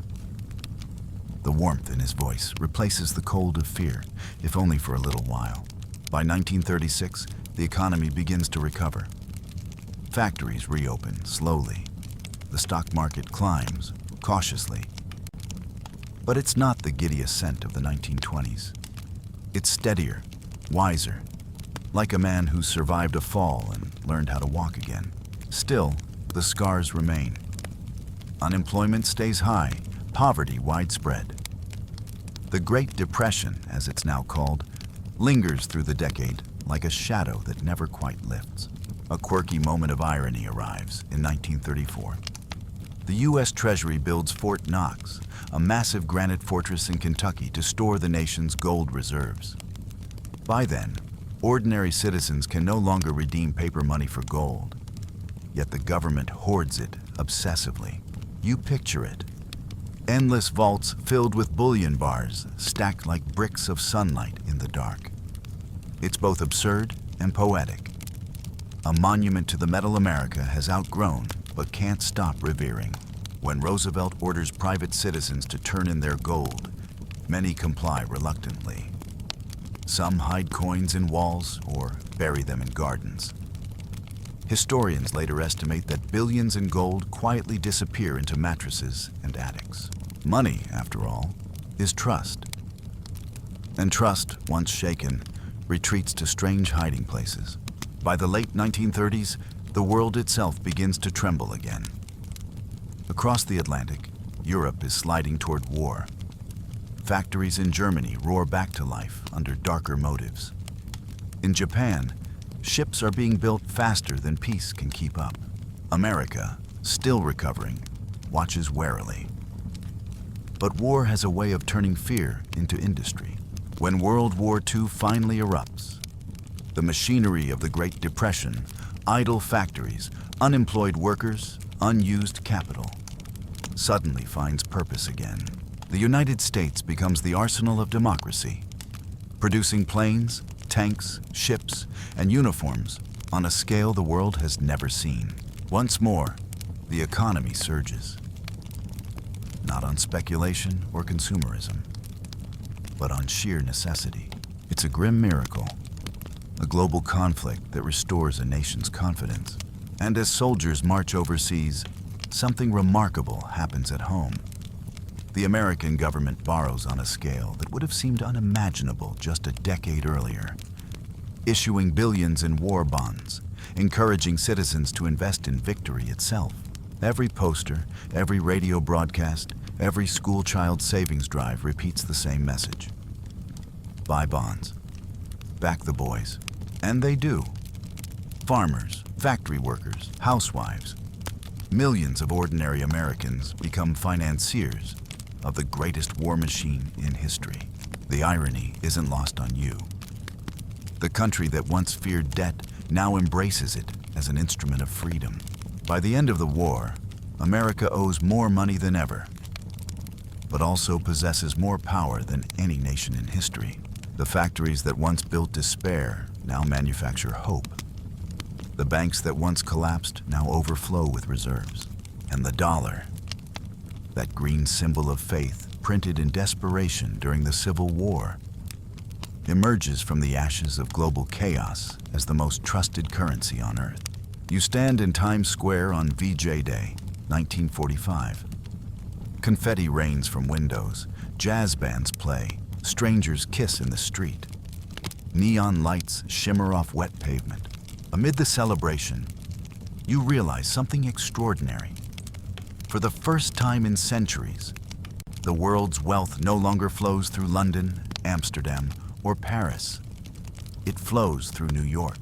The United States has not just survived depression and war. It has reinvented the meaning of financial strength. And that strength, unlike gold or goods, is measured in confidence. You feel it in the air, in the laughter, in the dance of a million lights. The long, bruising journey from Hamilton's ink-stained desk to this jubilant night has transformed a fragile experiment into an empire of credit and belief.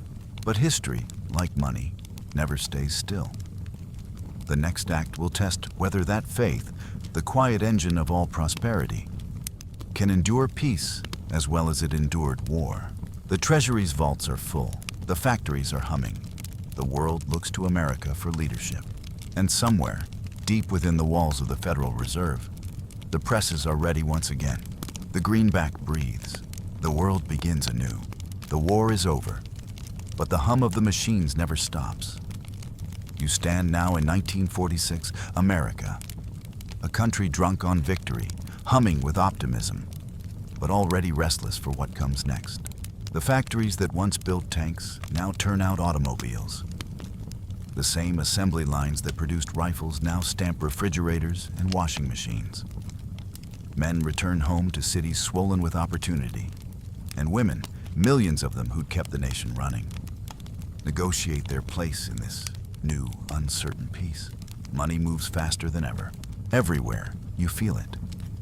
A quiet, relentless pulse beneath the surface of daily life. Workers cash paychecks on Fridays, spend on Saturdays, rest on Sundays, and begin again. Credit expands, suburbs bloom, highways stretch across the land like concrete veins. The United States has entered a new era, the age of consumption. But it's not just about buying things. It's about belief. The belief that the American dream can now be purchased in installments. You walk through a newly built neighborhood, Levittown, New York.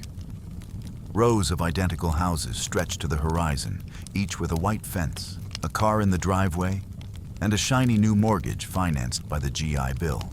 That bill, passed in 1944, becomes one of the most transformative financial policies in history. It offers returning soldiers cheap home loans, education subsidies, and unemployment benefits.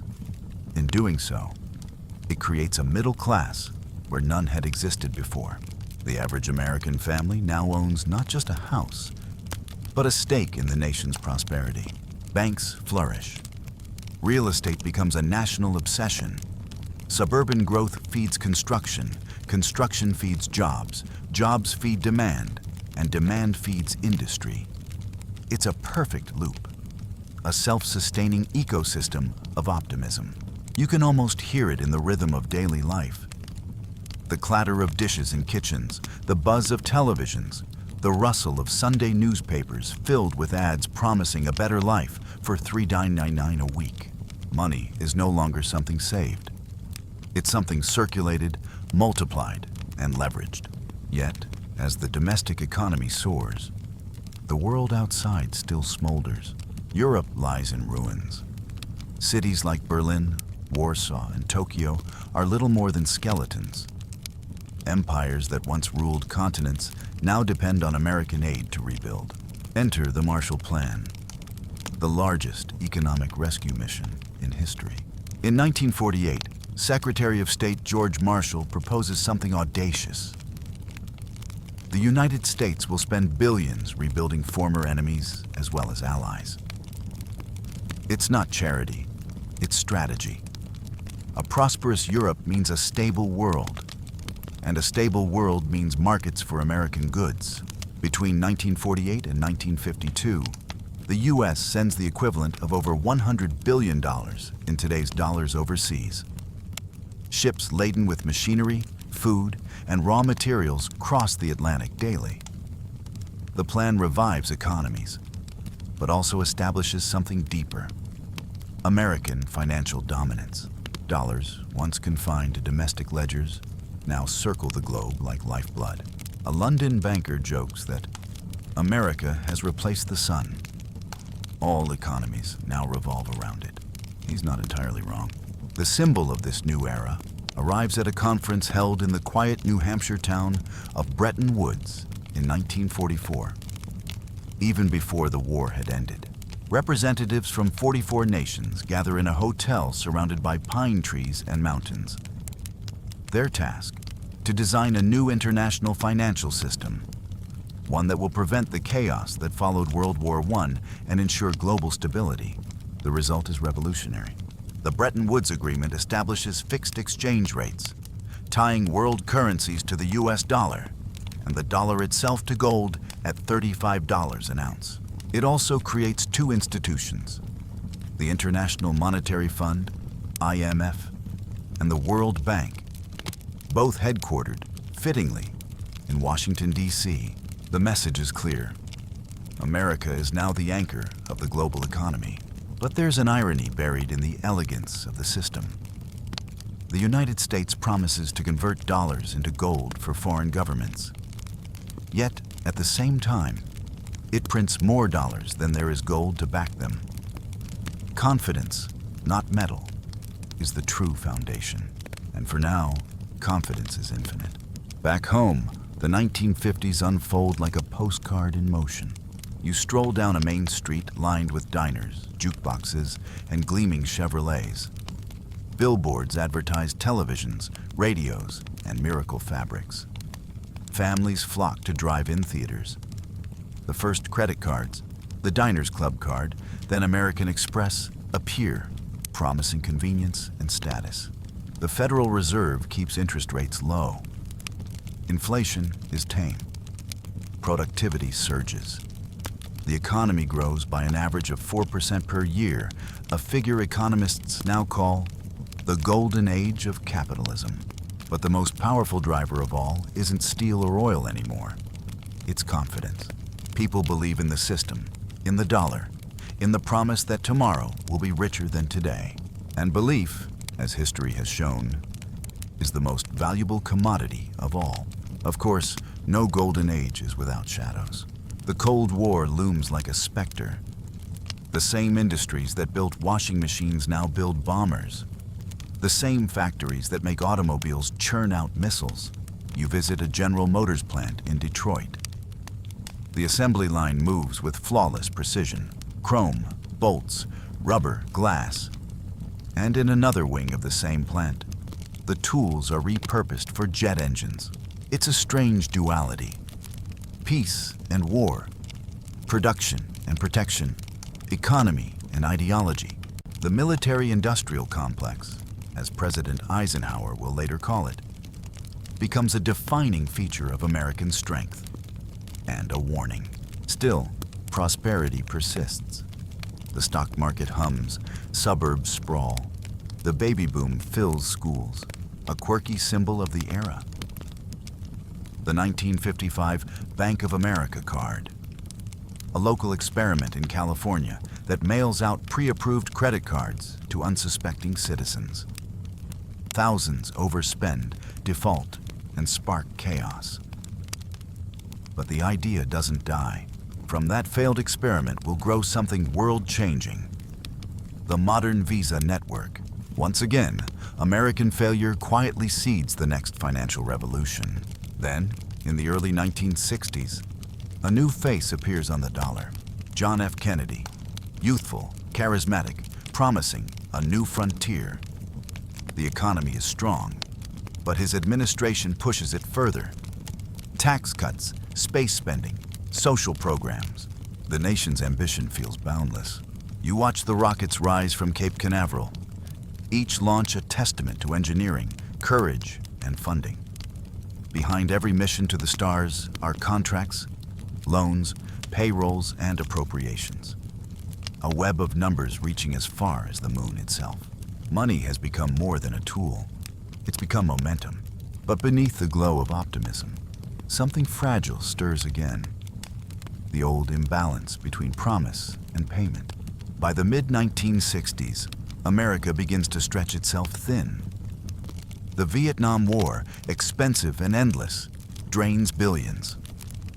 The Great Society programs expand welfare and health care. At the same time, the U.S. continues to ship dollars abroad to fund global trade and military bases. Foreign nations, France in particular, begin to question whether those dollars can truly be redeemed for gold. Charles de Gaulle famously demands gold shipments in exchange for France's dollar reserves. The request is honored, but it sends a chill through Washington. For the first time since Bretton Woods, America's credibility wavers. Then comes the breaking point. It's 1971. You're in Washington, D.C., and the tension is palpable. Inflation is rising. The gold reserves at Fort Knox are dwindling. Foreign governments are demanding redemptions faster than the Treasury can respond. President Richard Nixon, pragmatic and unflinching, makes a fateful choice. On August 15, 1971, he announces on live television, "I have directed Secretary Connally to suspend temporarily the convertibility of the dollar into gold." The temporary suspension becomes permanent. The gold standard, the foundation of global finance for centuries, is dead. The dollar, once a promise of metal, becomes a promise of belief. It floats freely, its value determined by markets, speculation, and policy rather than a fixed measure of weight. Some call it liberation, others call it betrayal. But one thing is certain, the modern age of money has begun. You stand now in Times Square, the lights brighter than ever. It's the early 1970s. The oil crisis looms, inflation surges, the stock market wobbles. Yet the dollar remains supreme. Not because of gold, but because there's simply no alternative. American financial strength has transcended substance. It's no longer built on reserves, but on trust, the accumulated weight of history, productivity, and sheer inertia. The greenback, once a fragile experiment, has become the world's default faith. Even in turbulence, it endures. And as the decade closes, you feel the familiar rhythm return. Boom, bust, innovation, adaptation. The lessons of the past linger in every transaction, every market, every quiet exchange between buyer and seller. From Philadelphia's first paper promises to Nixon's televised gamble, America's financial story has always been less about numbers and more about belief. About the idea that progress, like currency, only has value when people trust it enough to trade it forward. The next era will push that trust to its limits and redefine what money even means. But for now, the presses run, the dollar floats, the future hums quietly beneath the neon glow. And somewhere, deep inside a Federal Reserve vault, the hum of modern finance, invisible, unstoppable, continues its endless rhythm. The hum becomes electric now, buzzing through wires instead of factory floors. It's the 1970s, and you stand in an America that's rich in reputation, but uneasy in spirit. The nation that once minted prosperity like clockwork suddenly finds itself dizzy with inflation, oil shocks, and an invisible new kind of anxiety. The fear that confidence itself can run out. You smell gasoline before you see it. A sharp tang of frustration. Lines of cars snake for blocks outside stations. Sorry, no gas today. Signs hang from pumps like wilted flags. It's 1973, and the OPEC oil embargo has begun. The story behind it is simple and seismic. In response to U.S. support for Israel during the Yom Kippur War, Arab oil-producing nations cut supply to America and its allies. Overnight, the price of oil quadruples. The economy shudders. Inflation, already rising, explodes. The price of bread, rent, cars, and dreams all shoot up together. People joke grimly that their dollars are losing weight faster than they are. The once mighty greenback wobbles, its strength now measured not in gold or credit, but in the price of crude. You walk into a grocery store and see the shock on faces at the checkout. Prices have changed overnight, literally re-stickered in the morning. A carton of milk costs more than it did yesterday. Tomorrow, it'll cost more again. The term stagflation enters the dictionary. A cursed hybrid of stagnation and inflation. Economists, once so sure of their models, stare at charts like oracles reading broken bones. The old equations don't work anymore. The invisible engine of faith, the belief that hard work guarantees stability, sputters. But America adapts, as it always does. New tools are forged in the fire of crisis. The Federal Reserve, under Chairman Paul Volcker, begins the painful work of taming inflation. Volcker is tall, stoic, pipe-smoking, a man with the gravity of a Roman statue. He believes the disease of inflation can only be cured with pain. In 1979, he slams the brakes on the economy, raising interest rates to nearly 20%, levels unimaginable today. The cost of borrowing skyrockets. Mortgages collapse, factories close. Farmers protest, carrying signs that read, "Volcker, you're killing us." And yet, it works. By the early 1980s, inflation falls. Slowly, relentlessly. The dollar stabilizes. The medicine is brutal, but the patient survives. You stand in a dusty Kansas field, watching a farmer shake his head as he signs over his land to the bank. It's hard, he says, but maybe the next generation will get a better shake. That's the strange rhythm of American finance. Each generation pays a price so the next can start fresh. As the 1980s dawn, a new mood takes hold. Hungry, unapologetic, confident again. The pendulum swings from discipline to indulgence.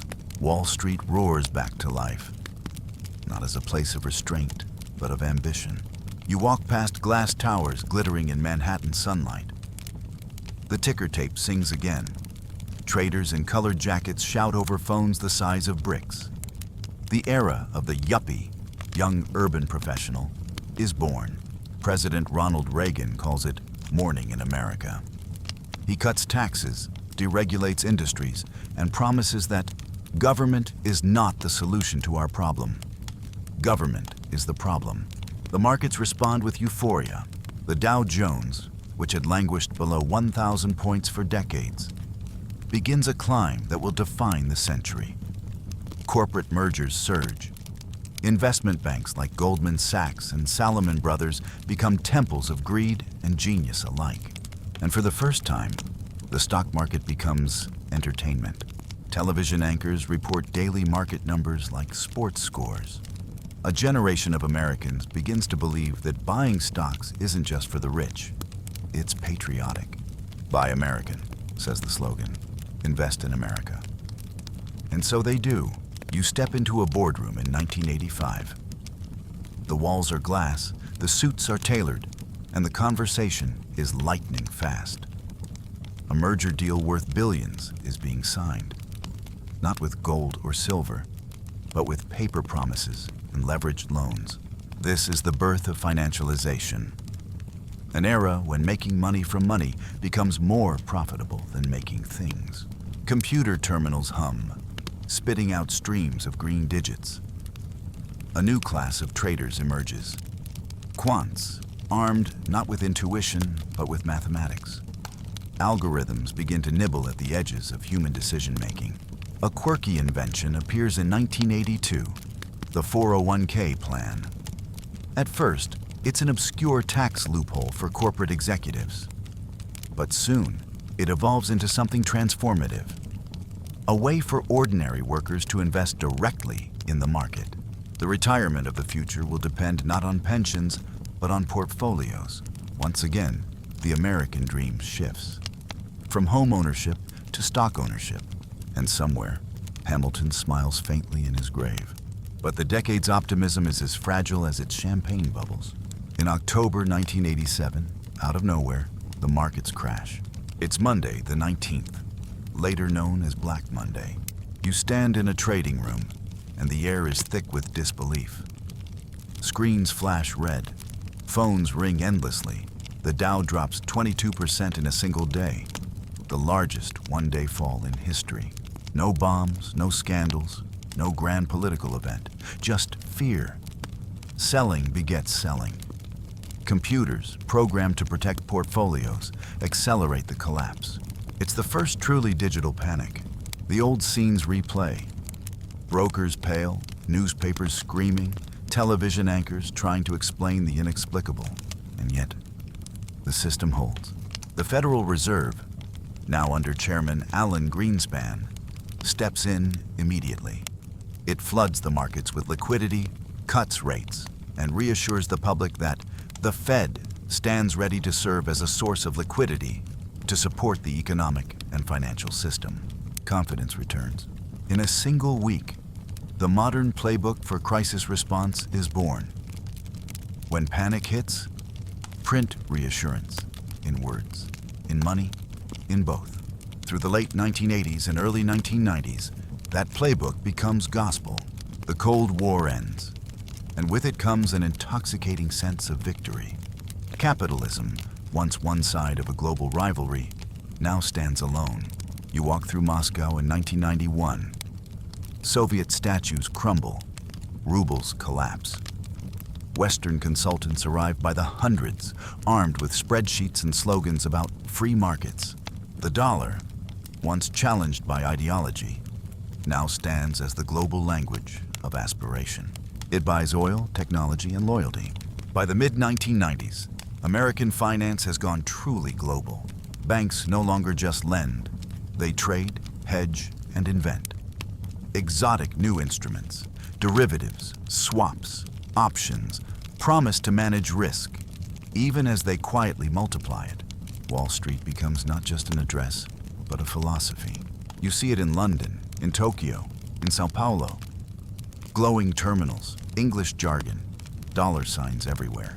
The world has been dollarized, not by force, but by attraction. And America, for all its internal contradictions, sits atop a financial empire larger than any military conquest could achieve. But not all revolutions wear suits. Down the street from those glass towers, a quiet technological miracle is unfolding. The internet, once a military project, then a hobbyist's playground, begins to merge with commerce. In 1995, two young entrepreneurs open a small online bookstore called Amazon. Another pair launch eBay. A third builds a portal called Yahoo. Within years, the word .com becomes a modern spell for limitless profit. Investors pour billions into startups that promise to change everything. Companies go public before they have products, let alone profits. Stock charts rise like roller coasters built upside down. It's the 1920s all over again, with modems instead of radios. You scroll through one of those early websites. Primitive graphics, pixelated logos, endless optimism. Even the fonts seem hopeful. By 1999, the NASDAQ index triples. Television pundits declare the end of old economics. The internet, they say, has rendered recessions obsolete. And yet, you already know how this melody goes. In March 2000, the dot-com bubble bursts. It starts quietly. A few disappointing earnings reports, a few overvalued stocks faltering. Then, like dominoes, companies collapse. Paper fortunes vanish. You walk through a Silicon Valley office once filled with beanbags and free espresso. It's empty now, save for the hum of old computers. The optimism that filled the decade drains away. But this time, there's a difference. The internet doesn't die. It consolidates. The surviving companies, Amazon, Google, eBay, grow stronger, more disciplined. The wreckage becomes compost for the next era of innovation. And as before, the Federal Reserve steps in, lowering rates, soothing markets. Each crisis now seems smaller, shorter, easier to fix. Until, inevitably, it isn't. By 2001, the century turns dark. You stand in lower Manhattan again, and this time, the air is filled with dust and disbelief. The Twin Towers, symbols of commerce and strength, have fallen. The tragedy of September 11th shakes not only hearts, but markets. Flights are grounded. Trading halts, the economy stumbles. Yet within weeks, something almost surreal happens. Money returns. The stock market reopened amid tears and flags, rallies. Investors pour in, defiant. The government responds with unprecedented action, slashing interest rates, expanding spending, and passing massive security budgets. The age of endless war begins, funded by the quiet hum of borrowed dollars. And through it all, the dollar endures, unchallenged, unanchored, but still supreme. It floats above gold, above ideology, above fear. You realize now that America's financial strength isn't a straight line. It's a pulse, a rhythm of collapse and recovery, of fear and faith, of promise and reinvention. Each generation inherits both the wealth and the worry of the last. From Hamilton's ink-stained fingers to Greenspan's steady hand, from Civil War paper to credit card plastic, the story has been one long experiment in believing that value can exist without substance, that paper and trust can build empires. And somehow, impossibly, it has worked, at least so far. Because the next test, the greatest of them all, is just beyond the horizon. A storm that will begin with mortgages, end with meltdowns, and shake the very idea of money to its core. The morning of the new millennium feels deceptively calm. You stand in a quiet suburban neighborhood, white fences, trimmed lawns, mailboxes lined like soldiers. And everything looks steady, safe, and predictable. But in the heart of that calm hums a ticking mechanism no one yet understands. The American dream, once a frontier, then a factory, then a stock portfolio, has now become a mortgage. Everyone, it seems, owns a home, or is buying one, or is planning to. Banks are eager to help. Loan officers smile wide, their desks stacked with paperwork and pens still warm from signatures. Television ads promise, your dream house is closer than you think. It's the early 2000s, the age of cheap credit and infinite confidence. The Federal Reserve has kept interest rates low since the dot-com crash and the shock of September 11th. Borrowing is easy, and America embraces it with open arms. You walk into a branch office of Countrywide Financial. The waiting area smells faintly of coffee and printer ink.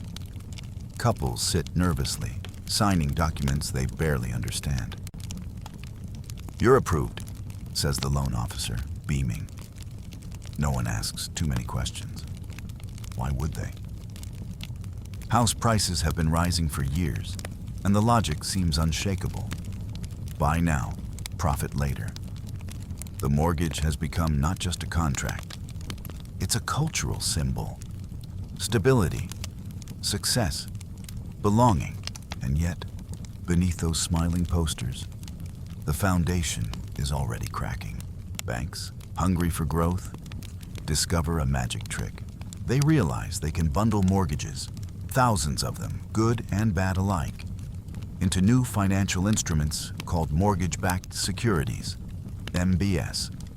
These bundles are then sliced, rated, and sold to investors around the world.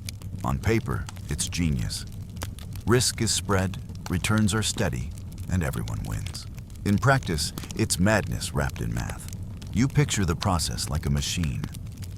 Mortgages go in one end, complex financial products come out the other. The machine hums so smoothly that no one stops to check the ingredients. A quirky fact. Some of these securities are given ratings as high as des notes ballet, the same as U.S. Treasury bonds. To the untrained eye, they look as safe as gold. But unlike gold, they're built on hope, and hope doesn't always pay its bills. Wall Street is euphoric. Traders make fortunes. Investment banks like Lehman Brothers, Bear Stearns, and Goldman Sachs report record profits. The logic is self-reinforcing. Rising home prices make bad loans look good. Good loans attract more investors, and investors demand more product. Soon, the banks run out of qualified borrowers, so they create new ones. The subprime borrower, someone with poor credit, low income, or no documentation at all, becomes the engine of growth. No job, no income, no problem. One lender's ad famously boasts, the loans come with hidden traps, teaser rates that skyrocket after a few years, balloon payments, clauses written in fine print. But no one worries, because the assumption remains that home prices will always rise. Always. You stand in Las Vegas, 2006. Whole neighborhoods sprout from desert dust. Rows of pastel houses that glow in the heat. Construction crews work day and night. Realtors throw champagne parties for buyers. Investors flip homes before the paint dries. A taxi driver tells you he owns 5 properties. You nod politely, pretending not to hear the echo of every other bubble in history. The following year, 2007, the rhythm changes. It's subtle at first, like the faint shift of wind before a storm. A few homeowners miss payments. A few banks quietly freeze lending. Nothing alarming, just noise. But then the noise grows louder. Mortgage defaults rise sharply. Those safe mortgage-backed securities begin to wobble. Credit rating agencies, once so generous, start downgrading. Banks realize too late that they don't even know what their assets are worth. The illusion of liquidity, of infinite buyers and sellers, shatters. Within months, panic spreads through the financial system like a virus. You stand in front of the glass doors of Bear Stearns in March 2008. Employees carry boxes of personal items. The company, once worth billions, is sold overnight for a fraction of its value. The government intervenes, arranging emergency rescues.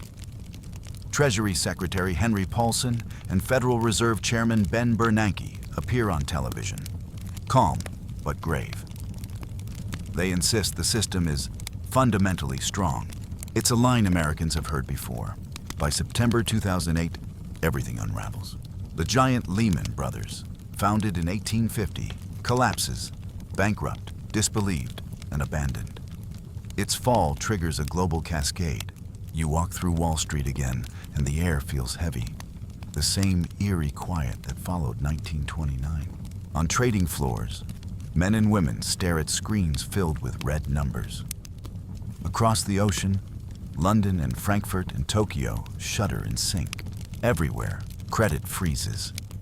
Companies can't borrow, consumers can't spend. The invisible flow of trust stops. In that stillness, you can almost hear the world exhale in disbelief. The government, now fully aware of the abyss, moves faster than ever. The Federal Reserve slashes interest rates to near zero. The Treasury announces the TARP, Troubled Asset Relief Program, a $700 billion plan to stabilize the banks. Congress debates in fury. Are we rescuing Wall Street or Main Street? One lawmaker demands. But behind the outrage lies a simple truth. Without intervention, both streets collapse together. For the first time, the phrase "too big to fail" becomes national vocabulary. The government buys toxic assets, bails out major institutions, and effectively nationalizes parts of the financial sector. It's a controversial salvation. To many Americans, it feels like betrayal. Proof that the system protects the reckless and punishes the responsible. Yet, paradoxically, the same measures that spark outrage also prevent collapse. The economy doesn't fall into depression. It flattens, then gasps, then slowly begins to breathe again. Still, the damage is deep. Between 2007 and 2009, over 8 million jobs vanish. Home values plummet by more than 30% nationwide. Retirement savings evaporate. Families lose not just their houses, but their sense of security. You visit a suburban street in Florida, where entire blocks of homes stand empty, windows dark, mail piling on porches. Locals call them ghost neighborhoods. Grass grows through cracks in driveways. For sale signs bleach white in the sun. In the distance, a half-built development stands silent. Its steel beams rusting, its future foreclosed. It feels like standing amid the ruins of optimism itself. And yet, amid despair, new ideas emerge. The Federal Reserve, for the first time in history, launches quantitative easing, printing money digitally to buy bonds and stimulate lending. Economists argue, skeptics protest, but the experiment continues. At the same time, a strange new invention surfaces quietly on the internet. A mysterious figure using the name Satoshi Nakamoto releases a paper describing a new kind of currency, one without banks, without central control, built on cryptographic proof instead of trust. He calls it Bitcoin. Most people ignore it, dismissing it as digital fantasy.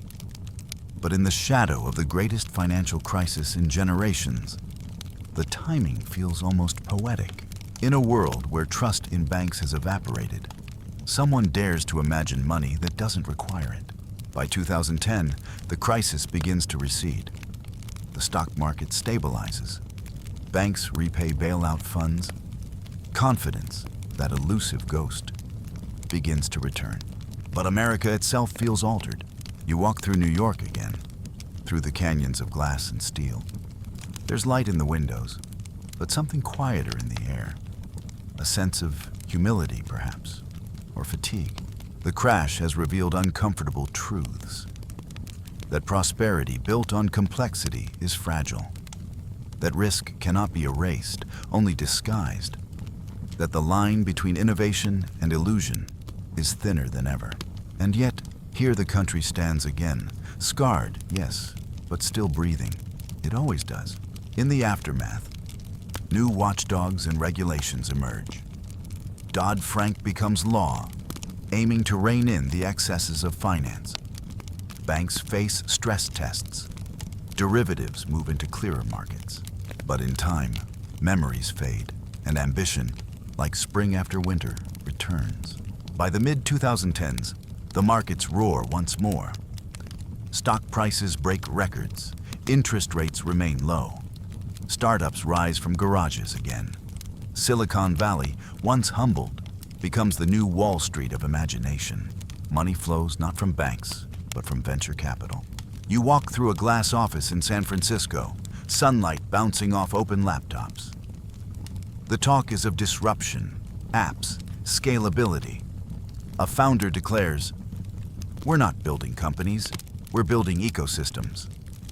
Investors nod, eyes gleaming. The crash is still remembered, but only faintly, like a dream half forgotten upon waking. History, it seems, has taught little. Or perhaps it's simply repeating its favorite refrain. And through it all, the dollar persists. Still green, still trusted, still the world's anchor. Foreign nations hold trillions in U.S. bonds. Global trade flows through dollar accounts. Crises erupt elsewhere, but the U.S. remains, paradoxically, both the cause and the cure of every storm. It's a strange kind of power, not invincible, but irreplaceable. You think back to Hamilton's first banknotes, to Lincoln's greenbacks, to Roosevelt's reforms, to Nixon's televised gamble. Every generation has tested the dollar, stretched it, doubted it, and yet it endures, because belief endures. Money, you realize, is America's longest-running story. Not a measure of wealth, but of faith. And faith, unlike gold or oil, is infinite, at least for now. The sun sets over the skyline. The buildings glow like molten glass. Somewhere, a trader's phone buzzes. A server hums. A family signs a mortgage. A teenager buys a coffee with a card linked to a global network of invisible digits. The experiment continues. You close your eyes, hearing that low, steady pulse. The sound of credit and confidence weaving through the veins of a nation that refuses to stop reinventing itself. It's not the sound of perfection. It's the sound of persistence. The hum of finance never sleeps. It only shifts frequency. By the early 2010s, you stand again at the crossroads of invention and indulgence. The towers of Wall Street gleam as though 2008 were just a bad dream. And the hum of servers in Silicon Valley grows louder than the ring of any stock exchange bell. America's financial story, which began with coins and contracts, has now gone digital. Money itself is disappearing, not in the sense of being lost, but in the sense of being invisible. You tap a card and coffee appears. You click a button and a book ships across the country. Salaries flow not as paper, but as pulses of code. This is the cashless century, and you are living in it. You walk through a bustling cafe in San Francisco. Nearly everyone is paying with a phone. Some barely even touch the screen. They just hover it near the reader. A quiet beep, and the transaction is done. No coins, no bills, not even a glance at a receipt. The once tangible heartbeat of the dollar, the paper rustle, the jingle of coins, has dissolved into pure abstraction. The money exists in servers, in code, in the quiet hum of data centers cooling their invisible wealth. It feels like the future, yet it's strangely familiar. The same faith that once held up the continental dollar and the greenback now holds up digits in a cloud. Money is still belief. It's just that the belief now travels at the speed of light. Wall Street changes too. The trading floor, the chaos of shouting brokers, paper slips, and sweat, is dying. In its place rise rows of quiet, humming machines. Algorithms buy and sell faster than thought itself, executing thousands of trades per second. You stand behind a glass wall at a high-frequency trading firm. The traders don't shout anymore. They just watch screens, adjusting code, measuring nanoseconds. A flicker of latency, a fraction of a cent, now separates triumph from disaster. Finance has become physics. A single line of code can move billions. A single tweet can rattle currencies. And yet, amid the flashing graphs, the core truth remains. Confidence drives everything. If the code breaks, if the faith cracks, the whole system can still fall silent in an instant.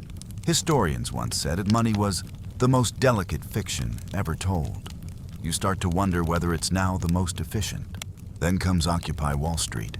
The year is 2011, and you're in Zuccotti Park, New York City. The air is thick with the scent of cardboard and rain. Tents huddle beneath skyscrapers. Protesters hold handmade signs. We are the 99%. It's a movement born not from hunger, but from exhaustion.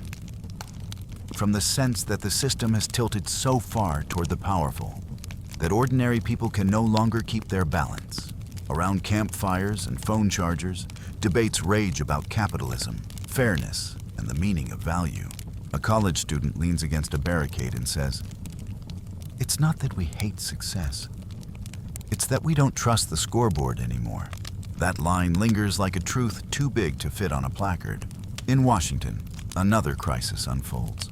Congress argues over debt ceilings, government shutdowns, and fiscal cliffs. Credit rating agencies threaten to downgrade the U.S. Treasury itself. For a few terrifying days in 2011, the idea that America could default on its debt, unthinkable for 2 centuries, suddenly becomes plausible. Markets tremble. Gold spikes. Yet even amid the noise, the world keeps buying U.S. bonds. Because, paradoxically, in times of fear, there's nowhere safer than the very system that causes the fear. It's the ultimate irony. America's debt is both its weakness and its weapon. And beyond Wall Street, another kind of wealth begins to take shape. One measured not in dollars, but in data. You stand in a server warehouse in Oregon. It's vast, echoing, ice cold. Rows upon rows of blinking lights stretch into darkness. This is where value now lives. Not in gold vaults, but in bits and bytes. Companies like Google, Facebook, and Amazon realize something profound. Information is currency. The attention of billions of people, their habits, clicks, and choices, becomes the most valuable commodity on Earth. Economists call it surveillance capitalism. You might call it something simpler: the monetization of human behavior. Your every scroll, every search, every pause becomes part of a massive algorithmic ledger. In a strange way, America has returned to its roots. Just as its early wealth came from the land, its modern wealth now comes from another raw material: you. But the wheel turns again, and the cracks reappear. By 2015, the gap between the rich and the rest widens into a canyon. Wages stagnate. The cost of living climbs. The top 1% of Americans hold more wealth than the bottom 90 combined. You walk through a warehouse in Ohio. The workers move quickly, their faces lit by scanner lights. A supervisor says, "We're the new factory floor, except the products aren't steel or cars anymore. They're boxes, delivered by algorithms and tracked by satellites." The economy hums, unemployment falls, but something feels hollow. Money is abundant, meaning is scarce. Then, a new kind of currency surges from the digital underground. Bitcoin, once an obscure experiment, begins to rise. By 2017, it's worth thousands of dollars per coin. Tech enthusiasts call it freedom. Economists call it delusion. Governments call it dangerous. But people keep buying. You attend a cryptocurrency conference in Miami. The air smells of sunscreen and ambition. Attendees speak in the same fevered tone once reserved for railroad stocks or .coms. It's decentralized, they shout. It's the future of money, and perhaps, in a way, it is. Bitcoin and its countless imitators, Ethereum, Dogecoin, Ripple, are not just currencies. They're a rebellion, a reminder that belief in money doesn't belong solely to governments anymore. Historians will later call it the democratization of trust. Others will call it an illusion with better branding. Either way, the idea has escaped the cage. Meanwhile, the Federal Reserve, that quiet titan, continues to steer the invisible ship. After years of near zero rates, it begins to raise them again in the late 2010s, carefully testing whether the recovery can walk without a crutch. Markets wobble, then recover. Corporate profits surge. The United States enters its longest economic expansion in history. By 2019, unemployment is at record lows. The stock market hits record highs. The dollar reigns unchallenged. It feels, once again, like the top of the cycle. The glittering calm before something unnamed. You've seen this rhythm before. Prosperity turning imperceptibly into peril. But no one, not even the most seasoned economists, could imagine how strange the next collapse would be. Because this time, it won't begin in banks or trading floors. It will begin in hospitals. The year is 2020. You're standing in a silent airport. Rows of empty chairs, departure screens filled with cancellations. Outside, planes sit idle under gray skies. The world has stopped. The COVID-19 pandemic spreads across continents, shutting down economies in a way wars never could. Streets fall silent, factories darken, restaurants shutter. Millions lose jobs overnight. But unlike 1929, unlike 2008, this crisis is not of greed, but biology. It's not a failure of finance, but of fragility. Still, the financial consequences are immense. The stock market plunges in March 2020, the fastest fall in history. Within days, trillions vanish from portfolios. And then, something unprecedented happens. The Federal Reserve acts with godlike speed. Interest rates drop to zero again. Trillions are created, digitally conjured, and injected into the system. Congress passes massive stimulus packages. Americans receive checks in the mail. The very idea of money, once anchored in labor or production, now feels more abstract than ever. It's created with a keystroke and trusted because there's no alternative. A small irony. The crisis that isolates everyone also accelerates connection. Online shopping explodes.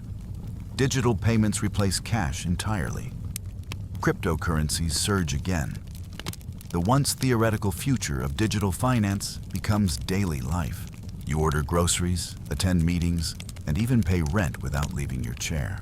The US economy bends, but doesn't break. Within a year, markets recover. By 2021, they're higher than before. The government has spent more money than ever, and yet the dollar remains strong. It defies logic. It defies gravity. Historians will someday call it the Great Liquidity Experiment. You might just call it survival. By the mid-2020s, the American economy stands transformed. Debt is astronomical. Inequality, starker than ever. Yet innovation thrives. Electric cars, artificial intelligence, renewable energy, private spaceflight. A generation raised amid uncertainty has learned to monetize even chaos. You meet a young investor who trades stocks from his phone while sitting in a park. Money doesn't sleep, he says, smiling. Neither do I. He's right in a way. The 24-hour digital economy never closes. Markets trade across time zones, currencies, and blockchains. Money flows constantly, like data, like air. And beneath it all, the same paradox hums. America's financial strength is built not on gold or even goods, but on the world's belief in the dollar. A belief tested again and again, yet never broken. The dollar remains the standard, not because it's perfect, but because it's trusted to survive imperfection. It's the currency of resilience, forged through war, depression, scandal, and reinvention. You think back to the first flicker of paper in a Philadelphia press, the smell of Hamilton's ink, the weary faith of soldiers paid in promises. Every century since has tested that faith, and every century, somehow, it has endured. Now, standing here in the hum of servers and satellites, in a nation where money exists mostly as memory and momentum, you understand something profound. America's financial strength isn't a fortress. It's a current. It flows, adapts, reforms, and reinvents itself endlessly. From gold to paper, from paper to pixels, from banks to algorithms. The story has always been about one fragile, unstoppable force. Belief. Belief that tomorrow can be better. Belief that debts can be paid. Belief that the dream, though dented and uneven, is still alive. And perhaps that's why, despite everything, wars, recessions, pandemics, revolutions, the hum continues. The machines never sleep.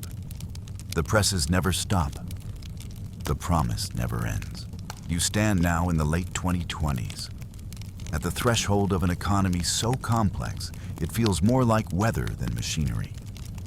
Fluid, unpredictable, shaped by forces too vast for any one mind to hold. The hum that began in colonial workshops and 19th century steel mills now lives inside clouds of code. Money moves invisibly, in microseconds, across continents and satellites. And yet, for all the progress, the rhythm feels familiar. Ambition rising, confidence trembling, faith adjusting itself just fast enough to keep the system alive. America has emerged from the pandemic with new scars and new muscles. The streets are full again, electric cars gliding past sidewalk cafes, drones tracing invisible routes above skyscrapers. But beneath the shine, you can feel a new unease. Inflation creeps back. Interest rates, long kept near zero, begin to rise.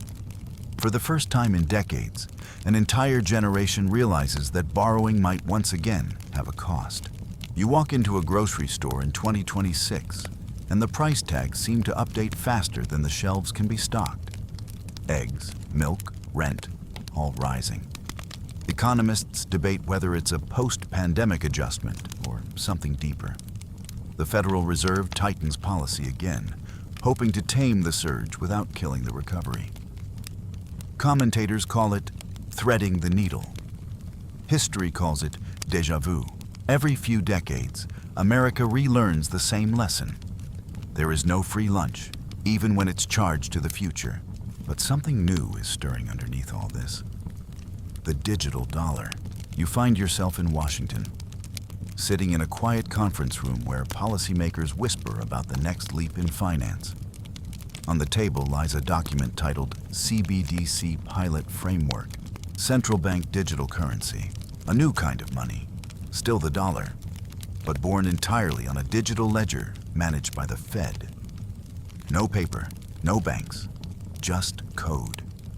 Every transaction traceable, instantaneous, unforgeable. Imagine stimulus checks that arrive in seconds, one official says. Imagine tax refunds without delays. Imagine surveillance, mutters another. The room falls silent. It's the same old paradox. Efficiency versus freedom.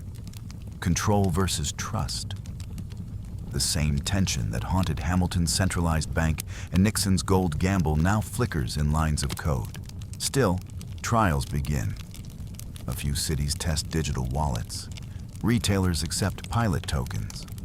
The transition feels smooth, almost boring, until you realize what's really changed. For the first time since the Republic's birth, the very form of money is malleable. The dollar, once a note you could fold, now exists as pure information. You close your eyes and imagine those first greenbacks during the Civil War. The smell of ink, the promise printed on paper.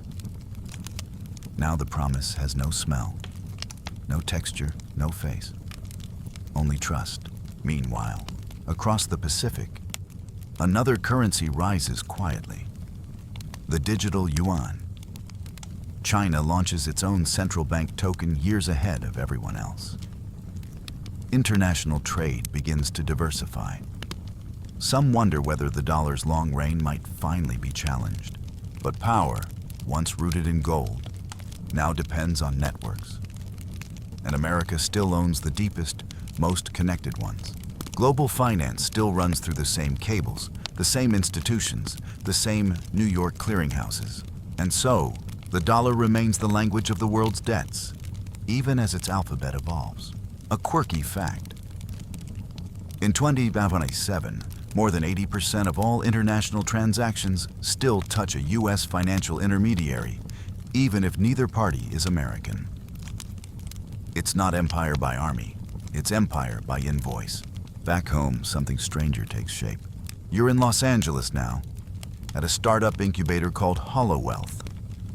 The founders pitch you an idea: a fully virtual investment platform where users trade tokenized slices of everything: real estate, art, even future income streams.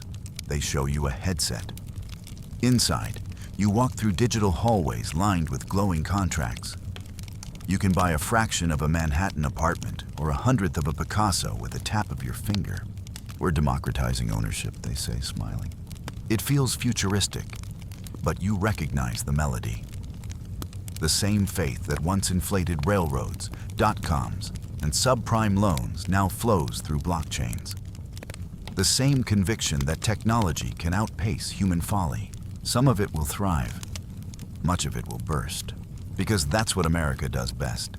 It dreams in exponential curves, then relearns humility in cycles. By 2028, the pattern repeats. A speculative boom in digital assets, NFTs, and tokenized commodities peaks and crashes. The headlines scream, "Crypto winter returns." Billions vanish in days. A handful of billionaires become millionaires again. And yet, beneath the wreckage, the infrastructure stays. Just as the railroad bubble left tracks and the dot-com bust left the internet, the crypto crash leaves behind something real: programmable finance, smart contracts, decentralized ledgers, instant settlements. These tools seep quietly into mainstream banking, reshaping it from within. By 2029, half of all cross-border payments use blockchain verification. Banks no longer close at 5 p.m. They never close at all. Money has become a river, not a reservoir. You walk through a classroom in 2030. The students are teenagers learning financial literacy on holographic screens. One section is titled Historical Currency Models. The teacher projects a floating image of a paper dollar. The students laugh.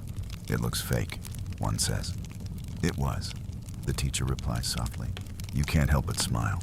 They learn about inflation, deficits, bubbles. Yet they seem unafraid. To them, volatility is natural, like weather. They trade small sums of digital currency in class exercises, watching values fluctuate in real time. Risk, once a monster hiding under the nation's bed, is now a game they practice daily. The next generation doesn't fear instability. They've grown up inside it. And still, for all the change, the old heart of the system beats on in Lower Manhattan. You return there one evening, walking past the Federal Reserve Bank. Its stone walls unchanged for a century. Beneath your feet, in fortified vaults, lies the largest cache of gold in the world. Strangely, it's still there, untouched. The irony is delicious. Digital dollars rule the planet, yet deep below, bars of metal still sleep under layers of steel doors. Insurance, perhaps. Not of value, but of memory. As you stand there, you think of all the cycles, from Hamilton's ink to Roosevelt's fireside chats, from Keynesian optimism to neoliberal faith, from gold to green paper to digital code. The forms have changed 100 times. The story has not. It has always been about one thing: America's ability to convince the world and itself that tomorrow will be worth investing in. But history isn't finished with its experiments. In 2031, the world faces another test, a massive cyber attack, its origins disputed, ripples through financial networks. Payment systems freeze, ATMs blink out. Millions find their accounts temporarily inaccessible. For 2 days, the hum stops. Panic flickers, but doesn't ignite. The system reroutes. Backups engage. Within a week, transactions resume. When order returns, Congress passes sweeping cybersecurity reforms, and the Fed unveils a new layer of digital redundancy nicknamed Project Atlas. It uses quantum encryption, decentralized verification, and, according to rumors, artificial intelligence to monitor systemic risk in real time. The public, for the most part, shrugs. They've seen worse. Faith doesn't break, it adapts. By the early 2030s, automation transforms labor itself. Robots, drones, and AIs replace millions of jobs, but they also create new kinds of work. Digital architects, algorithmic ethicists, neurofinance consultants. The idea of earning a living shifts. Universal basic income pilots spread across several states, funded by a mix of taxes on automation and digital transaction fees. It sounds radical, but when the first checks arrive, few complain. Money flows differently now. Less as reward, more as participation dividend. Each citizen, in theory, is a shareholder in society. And yet, the debates remain as fierce as in Hamilton's day. Is this innovation or illusion? Freedom or dependency? Historians will argue, as they always do. But in the moment, it simply feels inevitable. Because the rhythm never stops. You pause, looking back across centuries of motion. The details blur, but the pattern glows clear. Each time America builds too fast, it breaks. Each time it breaks, it builds better. A currency collapses. A new one rises. A crisis burns faith. A new generation rekindles it. It's not stability that defines American finance. It's resilience. And maybe that's the secret. A system designed not to be perfect, but to survive its own imperfection. You walk again through those endless halls of data centers, their blue lights pulsing like heartbeats. The hum has changed pitch over 250 years, but the song remains the same. Money, in all its evolving disguises, is still the sound of human hope measured in decimals. The story continues. You exhale and imagine the centuries ahead. Post-carbon economies, Mars colonies trading in digital credits, maybe even consciousness licensing where time itself is monetized. Whatever comes, the essence will remain. Value built on faith, renewed in crisis, redeemed in progress. Because America's financial strength was never just about numbers. It was about endurance, about the audacity to promise, fail, rebuild, and promise again. That hum beneath your feet, the vibration that began with quills and presses and has ended in quantum code, isn't just the sound of money. It's the sound of a nation still writing its balance sheet with hope. And the ledger, though smudged and incomplete, still leans toward belief. The hum, once industrial, then digital, now sounds more like breathing. A constant rhythm that underlies everything. You can feel it in the wind that pushes through the canyons of New York's towers, in the vibration of data centers buried in desert rock, in the invisible pulse of satellites orbiting the planet. Money has become as omnipresent and intangible as gravity. It's the mid-2030s now. The United States is still the anchor of the world's economy, though the ground beneath that anchor never truly stops shifting. The country no longer manufactures much in the old sense. It manufactures ideas, software, genetics, designs, energy systems, and exports permission. The right to use, to connect, to innovate. The dollar still dominates, though now it competes with half a dozen digital currencies issued by other major nations. The digital dollar, launched fully in 2032, circulates everywhere. From vending machines to orbital platforms, from convenience stores in Ohio to lunar construction crews. You walk through a train station in Chicago. There are no ticket booths. Passengers simply board. A sensor reads their wallet in the background. A billboard flashes your balance, your travel history, even your carbon footprint. Convenience and exposure, married seamlessly. A woman beside you smiles. I can't imagine paper money anymore, she says. You think back to those first bills, to the rough continental notes that soldiers once folded into their pockets, and realize that this effortless flow of numbers is the final form of Hamilton's vision and his nightmare both. The economy hums, but beneath the optimism lies a quiet unease. Productivity is high. Employment is low. Artificial intelligence has automated entire sectors. Law clerks, accountants, customer service, logistics, even portions of medicine and journalism. The question haunting every conversation isn't, can we produce more? But what do we do when everything produces itself? Congress passes a new bill in 2034 called the American Dividend Act. It distributes a small, regular stipend to every citizen, funded by a tax on AI-generated profits. Some call it enlightened policy. Others call it bribery against revolt. The checks arrive through the digital dollar system, instantaneous and silent. For many families, it's a lifeline. For others, it feels like a leash. A former factory worker you meet in Detroit shrugs when you ask how life feels now. The bills are paid, he says, but the days are empty. It's the same paradox that has followed every transformation of wealth. When survival is automated, meaning becomes the scarce resource. Meanwhile, Wall Street has morphed into something almost unrecognizable.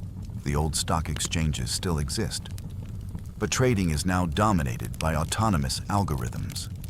AIs designed not by firms, but by other AIs. They analyze global sentiment, climate data, and political shifts in milliseconds, predicting prices before human traders even read the headlines.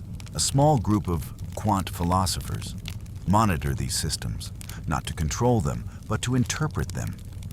Translators between human intuition and machine logic. You meet one in a cafe overlooking Battery Park. She sips tea, her eyes flicking across floating data streams in her lenses. The markets, she says, aren't about greed anymore. They're about anticipation. The machines aren't competing for profit. They're competing to predict belief itself. It's an eerie thought. Algorithms speculating on the psychology of nations, trying to quantify the one thing that has always driven value, human faith in tomorrow. And yet somehow it works. Crashes still happen, but they're shorter, less catastrophic. The Federal Reserve, now half human, half algorithmic, intervenes automatically, stabilizing markets within seconds. It's the closest the world has ever come to taming capitalism's chaos, though the taming comes with a cost. Because when a system becomes too efficient, it also becomes fragile. Then, inevitably, a tremor hits. It begins in 2036, with what's later called the flash freeze, a sudden global halt in automated trading. For 22 minutes, the AI networks that govern finance simply stop. Not crash, not malfunction. Pause. No one knows why. Markets freeze, transactions halt, ATMs flicker blank. In that silence, you hear echoes of older panics. 1819, 1873, 1929, 2008. People gather in the streets again, though this time their phones show no updates, their wallets no balances. And then, just as mysteriously, the system restarts. Prices stabilize, ledgers restore. Later, engineers explain that a self-learning algorithm detected a trust anomaly, a feedback loop of uncertainty too dangerous to calculate, and simply waited for human confirmation before proceeding. The machines, it seems, have learned humility. Still, the event leaves a mark. Governments worldwide convene to debate ethical algorithms. The United States establishes the Office of Financial Sentience, a department dedicated to ensuring that artificial traders act in alignment with public good. It sounds absurd. Bureaucrats auditing machines for morality. But then again, so did central banking in Hamilton's day. Outside the marble offices and glass towers, life continues its strange balancing act. The middle class of the 21st century doesn't vanish. It mutates.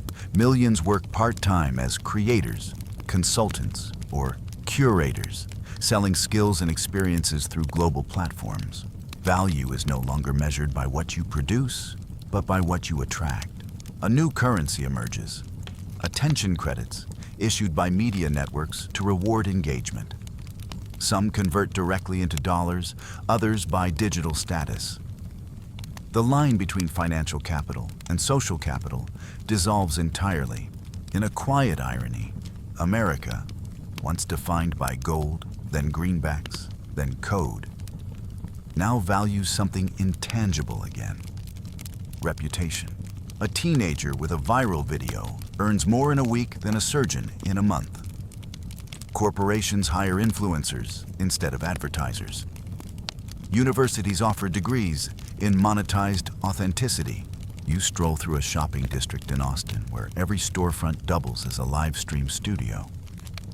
The city feels like an economy of mirrors. Each reflection monetized, each smile data tracked.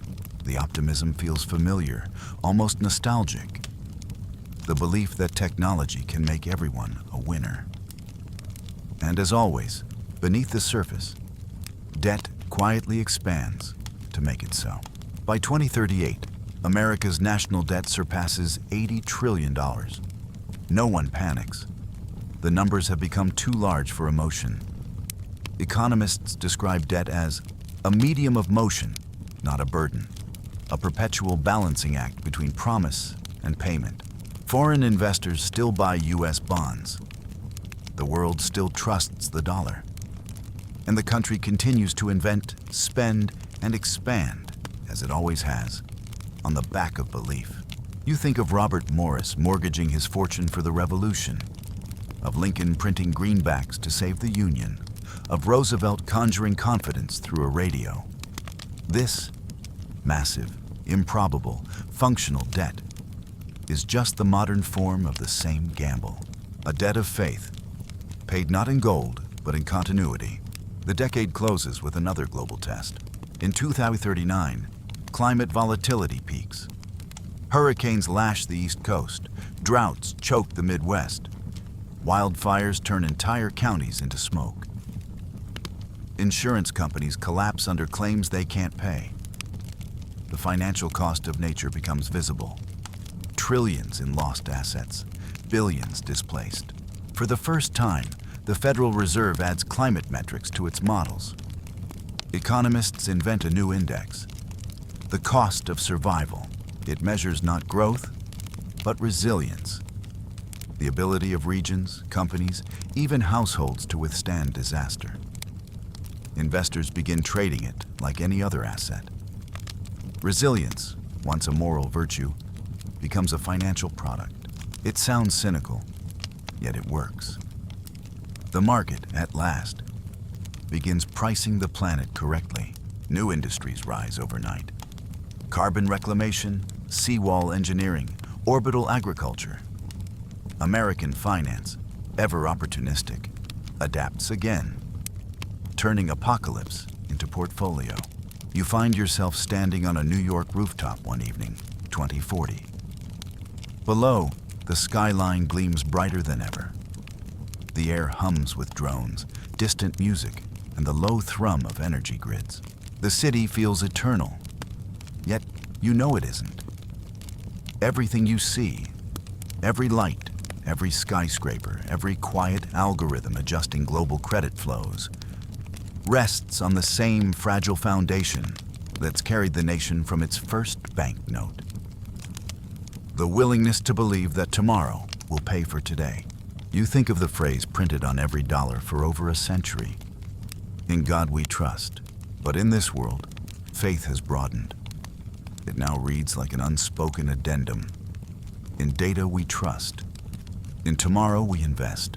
And perhaps that's not so different, because trust, whether divine or digital, remains the invisible glue holding it all together. You glance westward, toward the fading sun, and the colors of the city shift from gold to green, to the deep blue of night. Somewhere beneath you, billions of transactions pulse through fiber optic veins, each one a whisper of belief. From paper to pixel, from gold to gravity. The journey of American finance has never really been about wealth. It's been about motion, and as the lights flicker across the horizon, you can almost hear the faint echo of history itself.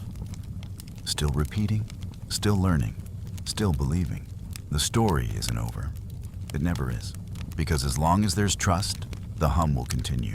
And as long as there's a hum, there will always be a tomorrow worth paying for. The hum no longer belongs to machines. It belongs to the planet itself. You feel it now in everything. In the soft rhythm of electromagnetic fields, in the faint electric thrum of data moving through oceans, in the background heartbeat of a civilization that has learned to turn belief into energy. It's the 2050s now. The United States, older but still restless, stands once more at a crossroads it built for itself. The journey that began in colonial debt and continental paper has arrived in a world where money has no shape at all. Yet the same questions, trust, value, power, still define the air you breathe. America's financial system has evolved into something almost organic. It breathes, learns, adjusts. It's no longer a single structure, but a network of millions of nodes, public, private, human, algorithmic, all woven together by real-time computation. Economists no longer talk about the economy. They call it the flow. You walk through New York, though it's not quite the same city you remember. The skyline glows with hybrid solar glass. The air hums softly with airborne drones delivering cargo. The financial district still stands, but its pulse has changed. The old trading floors are museums now. The heart of money beats quietly inside neural markets. Vast, AI-driven systems that integrate human intuition directly into economic feedback loops. Every citizen, in a way, participates. Your digital wallet, the FedLink, is synced to your biometric identity. Every purchase, every donation, every loan you make ripples instantly through the system, recalibrating interest rates, tax incentives, and even local production. Policy is no longer reactive. It's predictive. The Federal Reserve, now mostly an algorithmic overseer, adjusts the economy in real time. Inflation rarely spikes. Crashes have become nearly impossible. But the price of that stability is eerie quiet. No booms, no busts, only an endless hum of equilibrium. It's the closest humanity has ever come to controlling its own economic destiny. And yet, deep down, you sense something uneasy about perfection. Because without risk, there is no story. In this era, money isn't just digital, it's contextual. When you spend, your dollar doesn't simply move. It transforms depending on where it's used. A green dollar, earned through sustainable activity, gains incentives, travels faster, even earns digital dividends. A carbon-heavy dollar loses privileges. The system, built on blockchain transparency, embeds morality into finance. Every transaction carries metadata, what it funds, who benefits, what impact it leaves. A man in a cafe complains, "Even my coffee budget comes with ethics now." He's not wrong.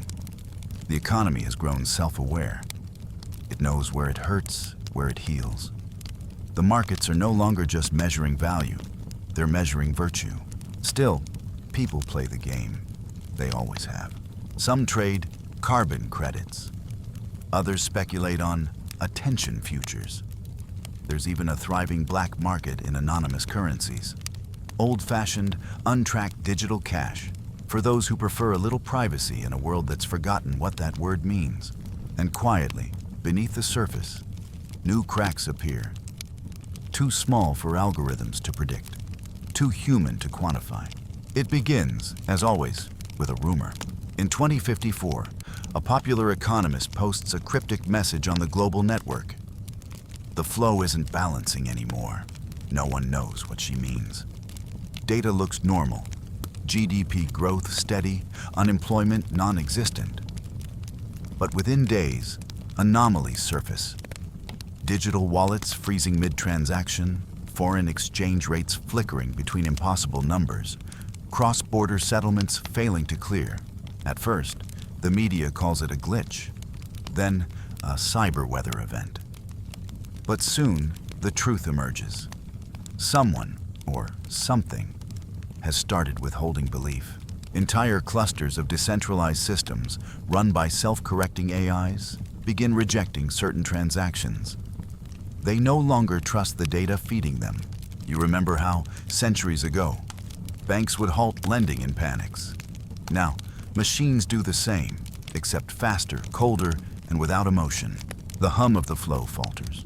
For 3 days, the world slows to a crawl. Supply chains freeze. Markets stop. Even government payments pause. The dollar, the digital, omnipresent dollar, sits inert, like a pulse that's forgotten how to beat. People begin trading physical goods again. Food, batteries, energy tokens. On the streets of Philadelphia, someone prints novelty paper dollars with the words, "In algorithms we trust," stamped across them. Historians will later call it the pause. It doesn't destroy civilization. It just reveals how fragile even perfect systems can be. When the flow finally restarts, after engineers reset trust protocols manually, one region at a time, the global conversation shifts forever. Stability, once seen as salvation, now feels like stagnation. And Americans, being who they've always been, begin to ask the old question anew. What's next? The answer, as always, comes from the margins. A new movement takes hold. Localism 3.0. Communities begin creating microeconomies based on shared trust networks, using currencies tailored to specific needs. Neighborhood energy credits, art tokens, time-based barter. They're not rebellion so much as renewal. A quiet rebellion against abstraction. In rural Vermont, a town runs entirely on a cooperative sun credit system. In Chicago, neighborhoods create youth-based education coins, redeemable only for mentorship hours. And yet, all of it still ties back to the dollar, orbiting around it like moons around a planet. The center holds, as it always does. The United States remains the gravitational core of finance. Not because it commands, but because it adapts. By the 2060s, the dollar is no longer even confined to Earth. You stand at a lunar terminal, domed glass stretching above you, the Earth a blue marble in the sky. Cargo ships unload containers marked with the seal of the United Earth Monetary Authority. Inside each crate, processors, batteries, and reserves of digital credits beamed directly from terrestrial banks. The first off-world colony operates on a blend of US digital dollars and solar tokens minted in orbit. It's almost poetic, America exporting not just goods, but faith itself, to the stars. A lunar engineer laughs when you ask what currency they prefer. Doesn't matter, she says. Everything settles through the FedLink anyway. We just call it Earth credit. The greenback, born in rebellion, baptized in blood, stretched across centuries of paper and plasma, now funds lunar housing loans. Hamilton, wherever he is, probably approves. Still, the deeper you look, the more human the story remains. Behind every innovation, every bank, bond, blockchain, or budget, lies the same fragile instinct that built the first markets. the desire to trade hope for certainty. You visit a classroom in 20 Sati 5, where students learn history through immersive simulation. They walk through virtual versions of Philadelphia in 1776, New York in 1929, Silicon Valley in 2008. Their teacher asks, "What do all these moments have in common?" Child answers, "They all believed in something invisible." The teacher smiles. Exactly. America's financial strength was never measured in gold reserves, GDP, or even innovation.